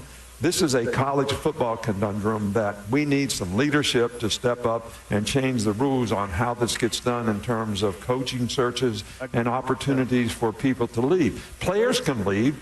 So if you went to the Ole Miss players, they would say, I want my coach to coach till the season's over. We got a chance to go to the playoffs. When's the next time we're going to have a chance to go to the playoffs? So that's the way it should decide to do. That is Nick Saban on College Game Day with screaming co-eds in the background, giving a statement on the state of college football and the hiring cycle. 615-737-1045 is how you chime in. Tommy is in Nashville. Thanks, Buck. I just think it's a big, long shot for Lane staying at Ole Miss, because the more time he waits, he's hurting the recruiting at Ole Miss. I'm sure there's some players that want to go to Ole Miss that might change their mind now because Kiffin might not be there. So I really think that if he was going to stay at Ole Miss, he would have already announced that. Thanks. How many times do we have to teach you this lesson, old man? Who is that for? That was for Nick Saban, but then Tommy was there, and I figured we'd just double whammy him. Okay. Yeah, I mean, it's not helping Ole Miss to have Lane Kiffin just waving in the wind at this point in time. Because whatever it might be privately, Ole Miss may have a better chance than anybody realizes. But what it looks like optically is the thing that they're up against the most right now. Adam is in Portland. Yeah, man. So I got a lot of family. I'm from Mississippi. I moved up here when I was like 6. All my family's still back there, and they love him because they don't know any better. And so I try to tell them, I'm like, this is the least loyal coach in history. Like, he's gonna burn you. Like, I have zero doubt, if I could place bet, that he's not going back to Ole Miss. I don't know where he's going, but he's not going back there. He loves this. If he was a good coach and if he'd grown up, he'd already been like, I'm staying at Ole Miss. They just got to pay me more, and that would have been the end of it. But he's going to do Ole Miss. He's going to do Mississippi the same way he does Tennessee. He doesn't love them. He doesn't love anybody. He didn't love Alabama. He doesn't love anybody, man. He loves himself. That's it. That's Lane Kiffin. Thanks for the call. Yeah. I get why people feel that way. I don't. I think it's look at the amount of money he's being offered and tell me you would be so much more loyal. I don't even think it's really about that. Again, Ole Miss can pay him an astronomical amount. He makes $9 million a year. He can get up into that range. It's about the championships. It's about doing something at LSU that it's hard to fathom being able to do at Ole Miss. I also don't think Tennessee and Ole Miss are comparable situations. They're not. Like, yeah. Tennessee was in the, it was like literally in the middle of the night. The reason that the couch is burned is because he caught the entire fan base off guard and was doing a lot of the messaging stuff on the front end about beating Florida and all these different things. Like Lane Kiffin was trying to sell himself to you and then very quickly found a better buyer and said, all right, I'm out. And it didn't work. The Ole Miss situation, Lane Kiffin has earned this. He's not Kirby Smart. He's not Ryan Day, who have won national championships at this point in time, but he wants to be in a position to where that conversation can be had. LSU definitively gives him the best chance of any of these three institutions. So if you want to denigrate Lane because you have hard feelings about him at Tennessee, that's your right. But I don't think that those situations are comparable. They do not belong in the same level of analysis. I agree. And he seems happy, too, at Ole Miss. And that's also a part of this. With his family, with his kids, he could do anything. And nothing would particularly shock anybody, I don't think. Final hour is coming up next. The Vols and Vandy square off at Neyland Stadium this weekend. We'll talk about it. We'll take your phone calls, too. I'm Buck Rising. It's 104.5 The Zone.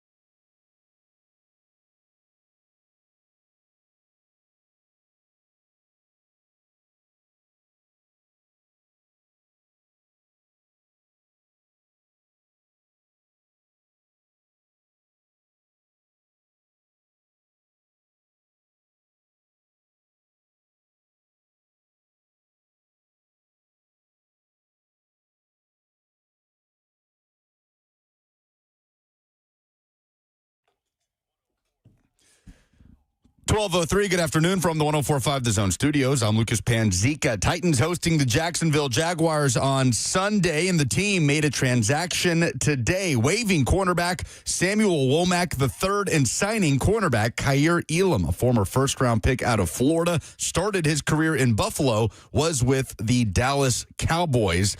Elam was waived by the Cowboys earlier this week. Titans and Jags kick off at noon. Of course, you can hear the Titans radio call on Sunday right here on The Zone. Titans countdown at 11. League Company countdown to kickoff hitting the air at 9 a.m. College football playoff rankings came out yesterday ahead of the final week of the regular season. Vandy unmoved at 14 ahead of this Saturday's matchup against Tennessee, number 14 against number 19, the first ever ranked matchup in the rivalry. That's a 2:30 kick. Of course, you can hear the Vol Network call here on The Zone. College hoops, Tennessee outdueled Houston in Vegas Tuesday, 76-73. Jacoby Gillespie, 22 points on the night. Tennessee will face Kansas in the third-place game of the Players Era Festival in Vegas, and you can hear the Vol Network call of that one here on The Zone. Meanwhile, Vanderbilt taking on Western Kentucky right now in the battle for Atlantis. Vandy leads that game currently 40-35 at the half. For all your foundation repairs and waterproofing needs, visit USSTN.com. Breaking news at once on your home for the Titans and Vols. This is 104.5 The Zone.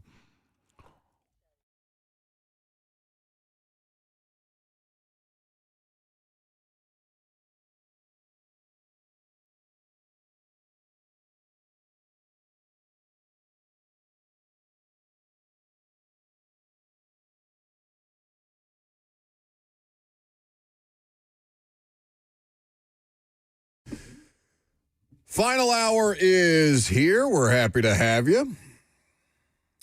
Titans are on the practice field currently, a little bit of an earlier practice schedule. They will have practice tomorrow and Friday as well.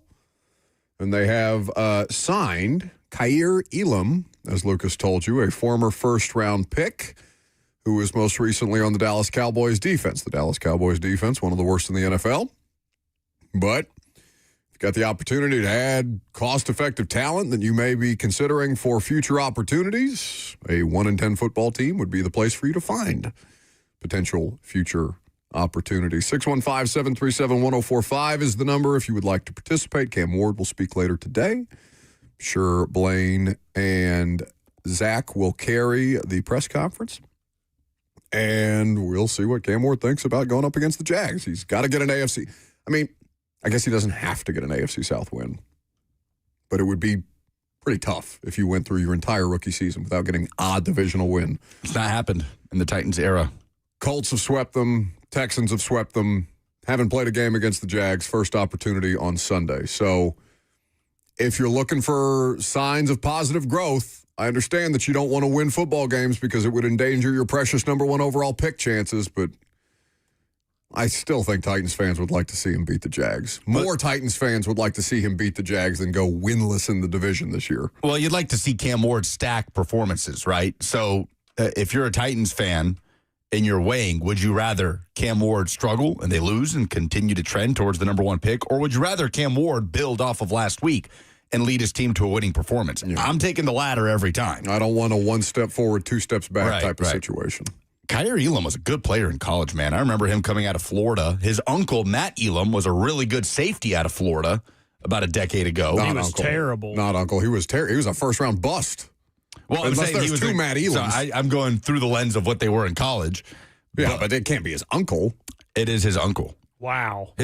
His uncle, Matt Elam, was drafted as a first-rounder out of Florida in 2013. You're right. He did not have a good NFL career. He was played Robert knows. The Ravens. Drafted by the Ravens, was playing for the Rough Riders in Saskatchewan. No, read all of them. It's not even okay. These names of teams that he played on is incredible. Before you do that, how the hell is that his uncle? I know, right? It's Kaiir Elam was drafted in 23.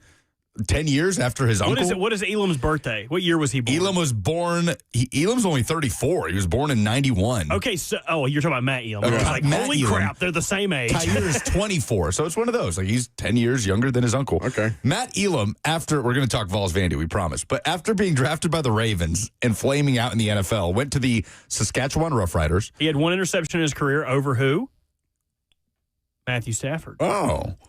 Played for the DC Defenders, the Tucson Sugar Skulls, What?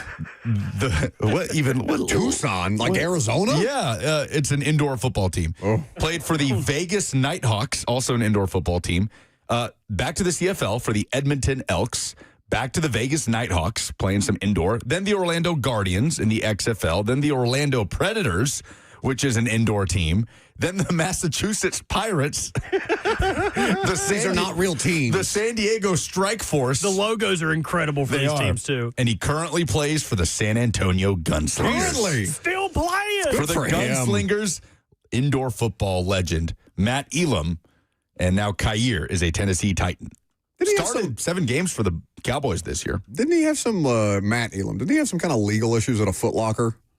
I don't think it was legal issues. It was that he worked at a Foot Locker in the offseason. There was like a lot of articles about it. Like when players were normally going home and doing nothing, like he was working at a Foot Locker. That's right. Okay.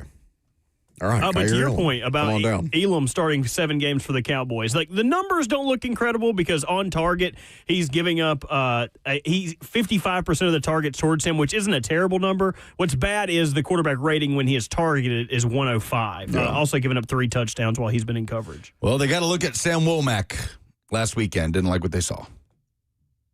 Suppose not. So, 81, 32, and 5. Can you tell me what those numbers signify? That would be, I'm assuming, Tennessee's advantage in the series over Vandy. That is correct. So it's not a rivalry series in terms of Tennessee has just absolutely eaten Vanderbilt's lunch. Now, there are some painful losses for Tennessee fans in more recent history, I guess dating back to Butch Jones. But this Vanderbilt team, is Diego Pavia an elite college quarterback? Yeah. I would agree. Vanderbilt has an elite college quarterback coming to town. Joey Aguilar has been good. Been very good. He's been above average, I would say. Certainly above expectation. Tennessee's receivers have played above expectation as well. All 3 are over 700 for the first time in program history. Tennessee's defense is undermanned due to injury and a question mark on a week-to-week basis. So, Vandy coming to town at this point, trying to keep whatever flickering flame of a playoff hope alive, though that seems to have been pretty well diminished by the committee keeping them at 14, which was my expectation. I would have liked to have been pleasantly surprised, but they clearly don't value what Vanderbilt has done. Is it just as simple as a logo thing? Like, is the committee treating Vandy the way that Nick Saban was treating Vandy, where he's like, it just doesn't make sense. I've beaten Vandy my entire career. I don't. Having a hard time wrapping his head around it. Like, I'm a very smart football person. Yes, I understand this, but this doesn't make sense to me. Well, they just don't have that win that you can really hang your hat on, right? And you can also make the argument the committee is all over the place, back and forth, and hypocritical about where they decide to value wins versus good losses. Vandy, no question, has 2 good, solid losses at Alabama and at Texas. But it's unfortunate for them that when they beat South Carolina, who was number 11 in the country at the time, South Carolina has cratered since then and is in danger of going, 4-8? When they beat LSU was a top 10 team. LSU now has fired their coach. So they just don't. Missouri is their best win. And that's a fine win, right? That's a ranked win against a solid opponent. This would be their best win, I think, on the road at Tennessee if Vanderbilt's able to pull it off. Would that be enough? It wouldn't if certain things don't happen in front of them. But that aside, man, like Vanderbilt's got a chance to go into Knoxville and win to get to 10 wins on the season. I mean, that's insane. And Diego Pavia's likely last regular season game. We haven't mentioned that Joey Aguilar was named as a plaintiff in the suit that Pavia has against the NCAA looking for another year of eligibility. Maybe a conversation for later. Pavia is playing at an elite level right now. Like these last 3 games, best he's ever played. He's over 1,200 yards passing just in the last 3 games alone. Went for 448 against Kentucky. If he's playing himself into the Heisman discussion, I think it's fair to have that conversation right now. But these are 2 of the top 5 passing offenses in the country, let alone the SEC. 2 bottom 3 pass defenses. This could be a high-scoring game. I hope so. So this just feels like it has the makings of a QB duel between Diego Pavia and Joey Aguilar that ironically are kind of teaming up in a way to try and run it back for another year next year. but are going to be on opposite sides Saturday. The over-under of this game, 65.5. Tennessee's got to be able to run the ball the way they did against Florida, 248. That was good to see. And play complementary football from there. But this just feels like the kind of game where it's like, okay, go. Foot on the gas. Go outscore Vanderbilt. A Vanderbilt offense that is red hot. And I think there's some fireworks in play for this one. 615-737-1045 is how you chime in on this more interesting than it's arguably ever been rivalry week game. Never an easy thing for me to say. I feel like I'm hitting a speed bump every time I try to say rivalry week. John is in Nashville.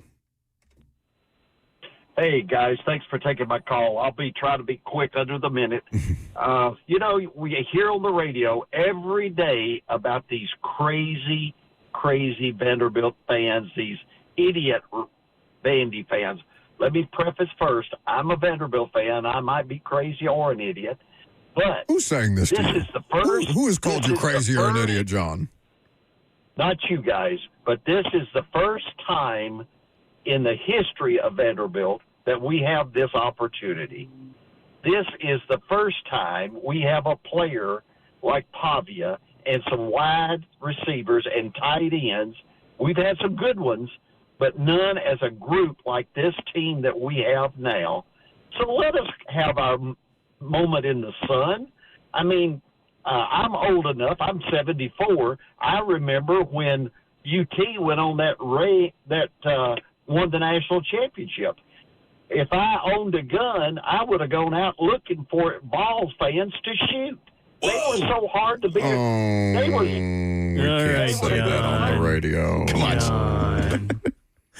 Jeez, man, that took a turn. You need to leave. Oh my! Why? You can't threaten to shoot people on the radio, John. And now I have to do this. Maybe that's why people are calling you crazy.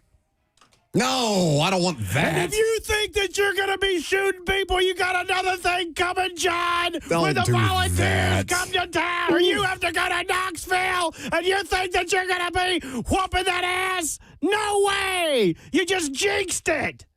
I have no dog in the fight, but I felt like he needed a little poo-pooing. Oh, Lord. No, I was going to agree with him. I was like, nobody's trying to take this from him. He was on the right track. I'm with you. And then he threatened to shoot a Vols fan. What? What? That took the most unexpected turn. That took a turn. 0 to 100. Like I was with you. Like, no, John, you get to have this. You've earned this. I wanted to ask him John, tell us who is trying to take this from you, and we will chastise them publicly. And then you started to shoot somebody. I wanted to give him a hug, but who knows how that would have ended for me. Yeah. God. Can we just have one day where a caller doesn't do something absolutely out of their mind? Well, you know who wouldn't shoot me? Eli. Hello, Eli. Defend your boy. Gentlemen, Lucas, I know we need to think about the aggression as Vanderbilt fans, but Jesus Christ, I would never shoot somebody. Anyways, I'm going to pick it up here. Lucas, we're going to punch you in the mouth, boy. You're going to taste that anchor all the way down towards about 50. Okay, Eli. Oh, no, did he go? Oh. Yeah, he told you to choke on an anchor on the way out the door. I was going to tell him the same thing I told Aiken Shekaba. It's either violence or sexual. I don't know what's going on here. Guys, is this the biggest rivalry in the SEC? God, people I just don't know it. You don't understand. They're in the same state, Paul. You gotta live here. You haven't lived here. You don't understand. They're in the same state. If someone's in Nashville for the first time, they just heard John's call, like, oh, man, they don't mess around here, do they? I'm going back to Michigan where we just call each other names. He's Vandy. Yeah, Let the players fight it out. I'm not going to do that. Jesus. I'm going to go back to. I genuinely don't know back what to Grand Rapids. I don't know what to do with that call. That 74-year-old sweet old man called in here and threatened to shoot somebody. That's like when he didn't threaten. He just said he did not threaten. No, he said he wished. He said if he had okay, I don't want this to turn into like a public. He's a changed man. He didn't say anything about going to, or he was, or there's no reason to perpetuate that. He did not say that. He said that back then, and he was being hyperbolic. He wasn't being facetious. He was being like I get it, but let's not act like he said he was going to do that now or in the future. No, That's not what he was saying. He was coming from I don't think he was coming from that kind of place, but that is still insane. It's like when your boy's like, I think I'm going to go talk to that girl. And you're like, yeah, you should, dude. You need to get out there more. And you go over there, and the first thing he does is like slap her right on the ass. It's like, whoa, dude, no one said to do that. Why would you take it that far? Like, what's wrong with you? Now we all have to leave the bar. I just love the idea of somebody listening to that. They just landed in Nashville for a Thanksgiving bachelorette weekend or something. They're thinking about maybe, Tennessee Vandy. Yeah, maybe that that's could be fun. fun. Who should I root for? Oh, my God, they're shooting people. Man, these Vandy fans must be psychos. They just must be all over, though. These Tennessee fans seem like the docile ones. It's just crazy. I thought Vanderbilt was an academic institution. I have begged and pleaded for Vanderbilt fans to show themselves other than the one that calls us. And the first one we get. See, now I don't even want to answer the calls anymore because this guy's going to call back and probably apologize. And I'm going to have to tell him, no, sir, I've reported you to the FBI. They're definitely going to be at your house in a little bit. Tell your wife. It's okay, John. Nobody was listening. Do I even give out the number again? There's phone calls ringing. The FNM Bank chat says I'm blocking that. Aiken Shikaba thinks John should reel it in. Oh, man. We've turned into Feinbaum, and I'm scared. 615-737-1045. I suppose we'll keep talking about these college football playoff implication games coming up next.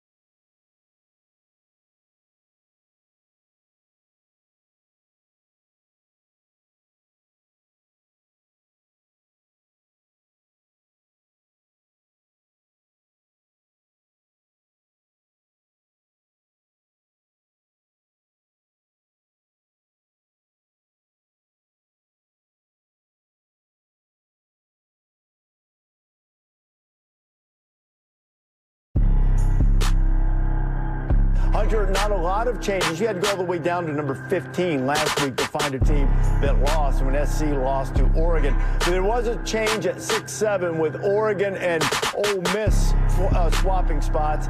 How much of an impact potentially could it be on Ole Miss if it's determined they don't have their head coach in the field? 6-7.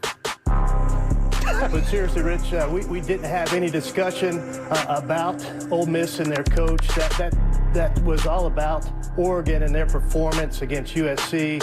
Their strength of schedule continues to climb. Wasn't worth it. On the offense and defensive side of the ball. That's the man leading the charge to decide who gets to play for the college football playoff. Arkansas Athletic Director Hunter Yurachek making the most awkward 6-7 reference you've ever heard in your life. And then, did he call Reese Davis Rich there, too? He did. Pretty sure. That's correct. Pretty sure he said, thanks, Rich. Well, Rich. I'm just dying at fans, just pins and needles. Yeah. Miami fans, where are they going to rank us here? Ole Miss fans that are already in just a mental crisis over Lane Kiffin have to watch the CFP chair try to do the 6-7 joke. Yeah, he did his hands, too. He did the hands. Who told him? Who... I mean, who told him? I don't know if I was more mad at that or more mad at Lucas asking for that in the break. Asking for... I hate it so much. I promise you this weekend, if any of my little nephewettes or niecettes do that, I'm going to bicycle kick a child square in the face. Oh, he hit me. I'm like, he said 6-7. I'd be like, he said a bad word.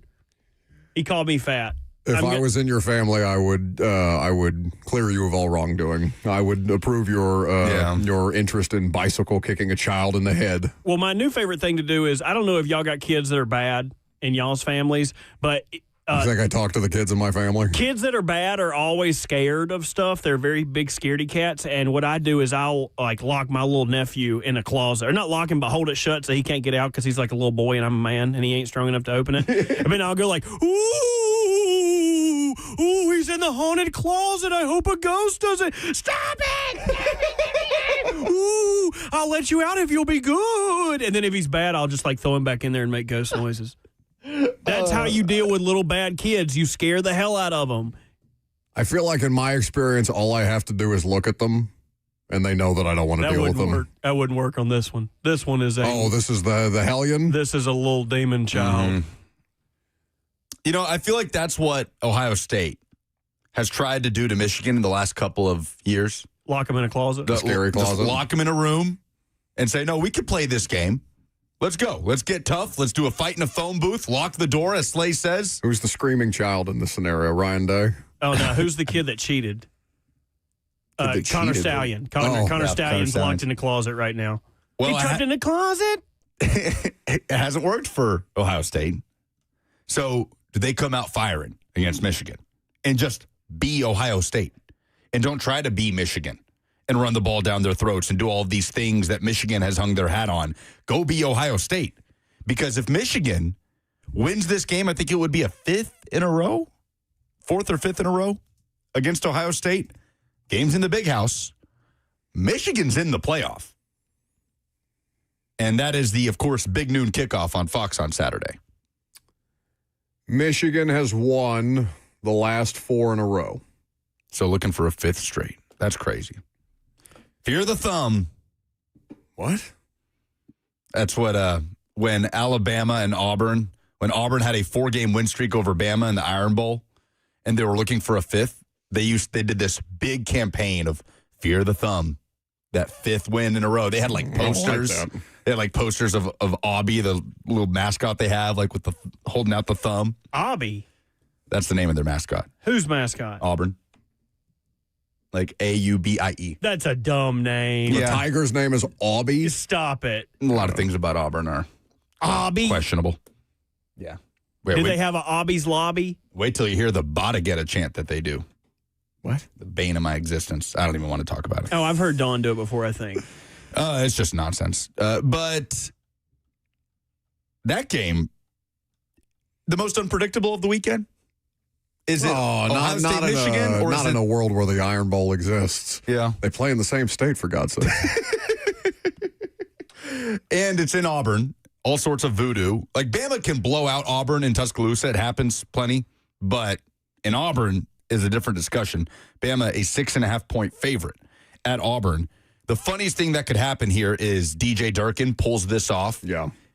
Granting them bowl eligibility, the win over Bama, knocking Bama out of the playoff, and then that gets DJ Durkin the head coaching job, and Auburn continues down this path of 5-7, 6-6 perpetually.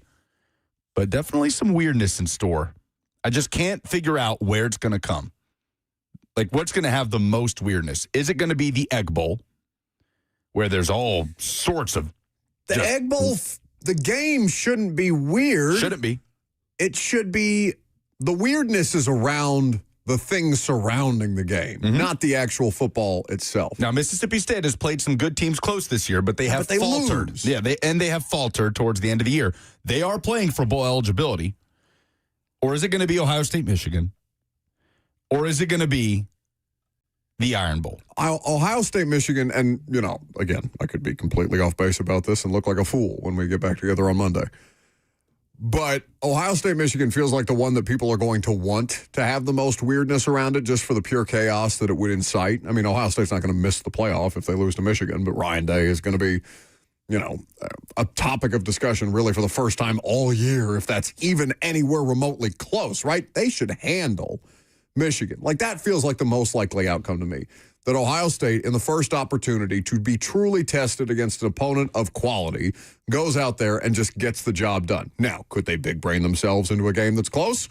It has happened before. I can't imagine that Ryan Day is going to risk it this time around by trying to change up what they do just because of who they're playing this week. That would be nonsense. Yeah, they've overthought this game into oblivion in the last couple of years. So I feel like now that the audience, or now the public, media included, is overthinking this, I think Ohio State by 1 billion. Like, just go out there and win it and be done with it. They're 9.5-point favorites. A lot of road favorites on rivalry week. Miami, a 6.5-point favorite at Pittsburgh in a ranked matchup.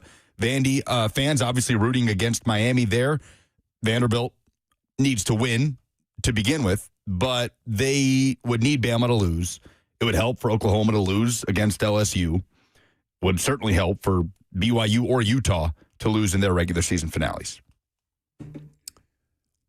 I feel like Auburn, Alabama is going to be the thing that we're most talking about after this college football weekend.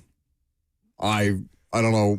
I don't have any logic behind it other than I watched Auburn do something on offense that they haven't done all year long against Vanderbilt and push Vanderbilt with elite quarterback play by Vanderbilt into an overtime game on the road. I would love I'm not preying on Alabama's downfall. I have no rooting interest one way or the other. I'm just rooting for chaos. And the most chaotic result of anything, because of the ripple effect that it would have of any of these games that we're talking about, would be Mississippi State over Ole Miss. I agree. Like, if we're talking about the most chaotic result. No, but like Mississippi State's not going to knock Ole Miss out of the playoff picture. Probably not. But, okay, so by percentage chance, who could do the most harm to their rival this weekend? I have to think that it's Auburn. Yeah. And then we haven't even mentioned Texas A&M in Texas on Friday night. A&M looking to punch their ticket to the SEC championship game. Georgia and Georgia Tech at Mercedes-Benz Stadium. Hate that it's a neutral site. But Georgia Tech trying to avenge. Remember that heartbreaking loss last year? The million overtimes in that game? Haynes King, a valiant performance, and Georgia Tech came up short. That game doesn't have a ton of implications. Georgia's in the playoff. A loss to a ranked Georgia Tech team in a rivalry game wouldn't knock them out. But there's potential for weirdness there, and it could certainly affect the SEC. Well, no, it couldn't because it's not an SEC game. But we haven't even talked about Texas A&M and Texas. I mean, there's so many games this week that could just... What is the conversation around Texas A&M and Texas? Well, the conversation is, number one, for A&M to look to get into the SEC championship game and accomplish something that feels much harder to do, harder than it ever has been, and to run the table in the current landscape in the regular season.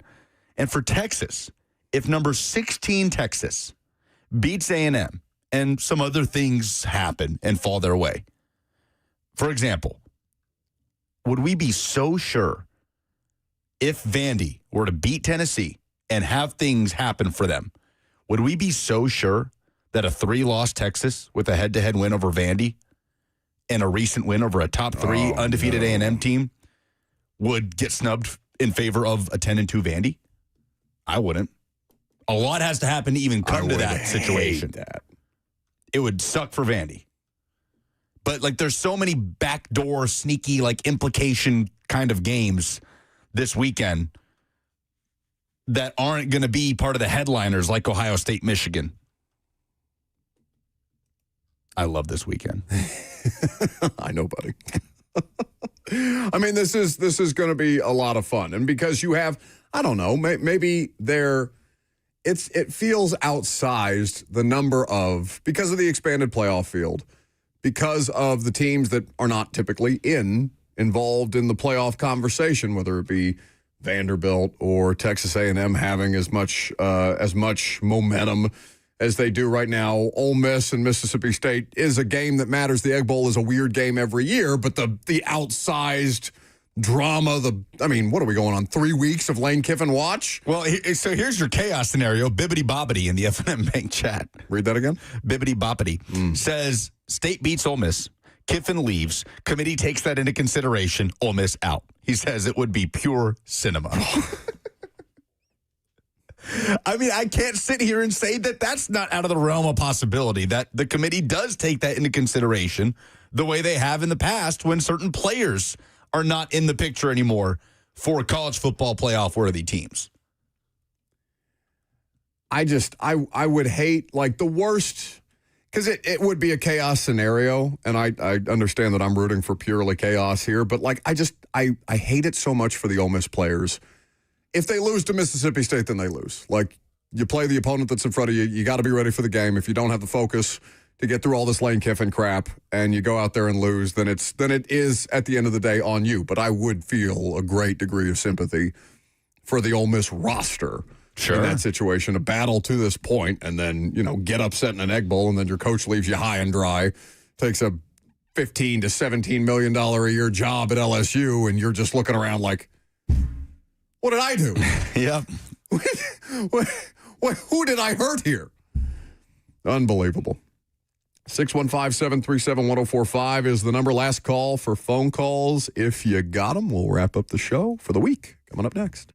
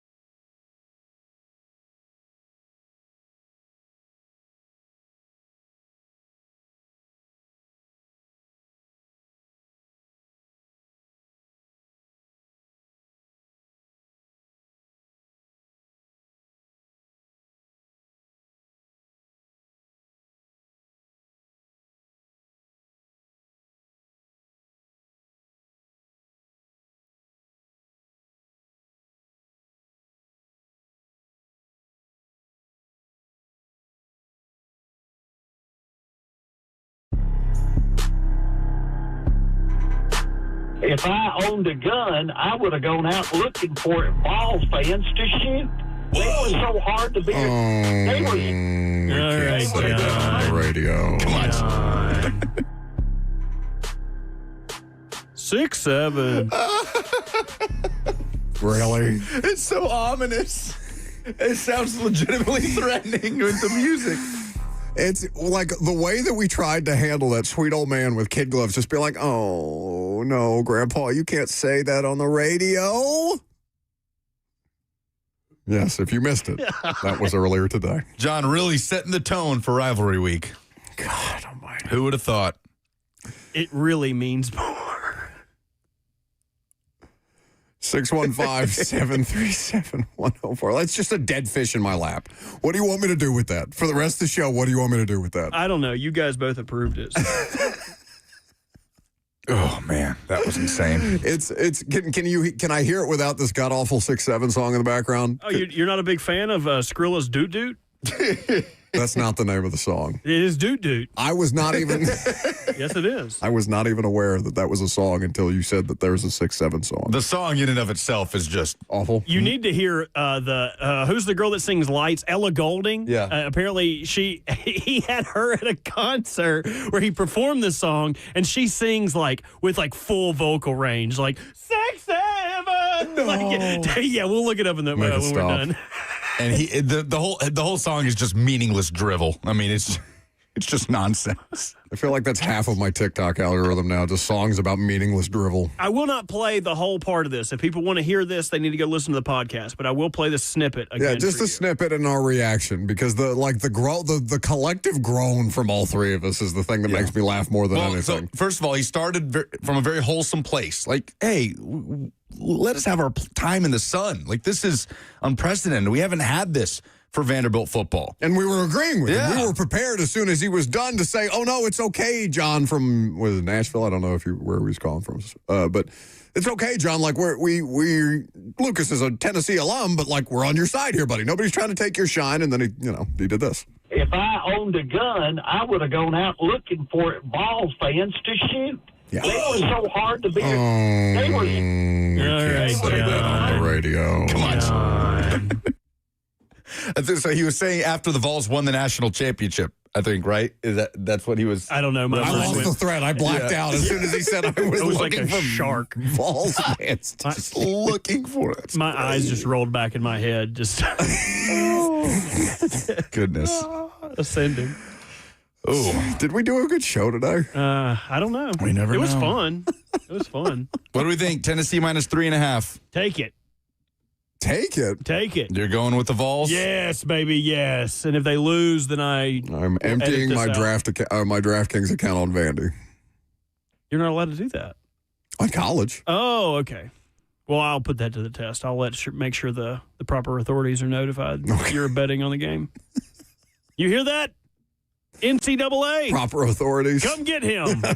I'm sure the authorities are already listening to the show now. So if anyone out there has any bearing. They sure as hell are now.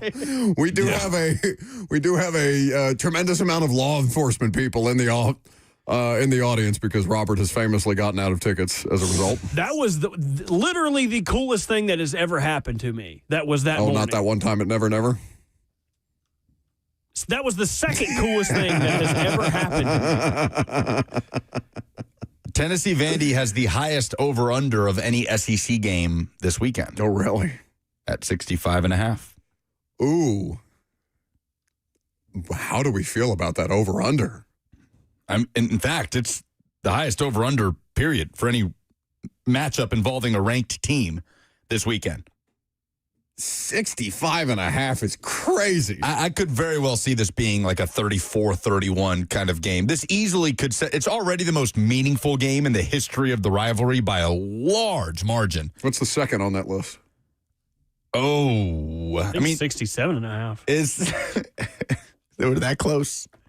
You're done. Shadows, go. No, just, come on. Just leave for North Carolina early. Break. What go do you mean? now. No, I still have work to do. Go no, you can't kick me out of here. now. Dude, I have a family to feed. You can't do this. Come on. You can't do this. Please. Happy Thanksgiving. I would say the second most important, at least from what I can remember, would be the 2016 game where Tennessee it was disappointing that they choked away their SEC East title chances to go to the championship game, but we're on the cusp of 9 wins and potential Sugar Bowl landing spot to get to 10, and Vandy was fighting for bowl eligibility, and Vandy won on West End, beating Tennessee to get to 6 wins and to drop the balls to 8-4. Tennessee ends up in the Music City Bowl. Beyond that, yeah, it's tough. It's the first time they've both been ranked ever in this game. Really? Yeah. That's actually crazy. Is it? I mean, yeah, kind of. But that speaks to, I guess I've come full circle, like the anti-Nick Saban effect, where I'm just going to consider Vandy as like they're here and they're a college football program to be respected in the same way that I have to come to terms with Indiana being how long has Indiana been the number 2 team in the country? Yeah, that's just a normal thing now. They are 28.5-point favorites against Purdue. They're obviously going to win that game, go 12-0, and meet probably Ohio State in the Big Ten championship. I think I might go over. I might go over the 65.5. I feel like that's just going to be up and down. Vanderbilt's defense did well to hold, Kentucky underwater for 60 minutes, but Tennessee is a completely different animal, and I don't think they have anybody to stop Pavia, whether he scrambles or beats them through the air. Could go to overtime. Could be 60 or 70 minutes.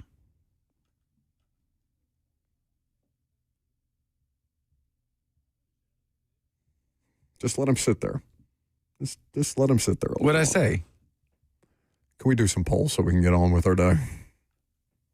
Yeah.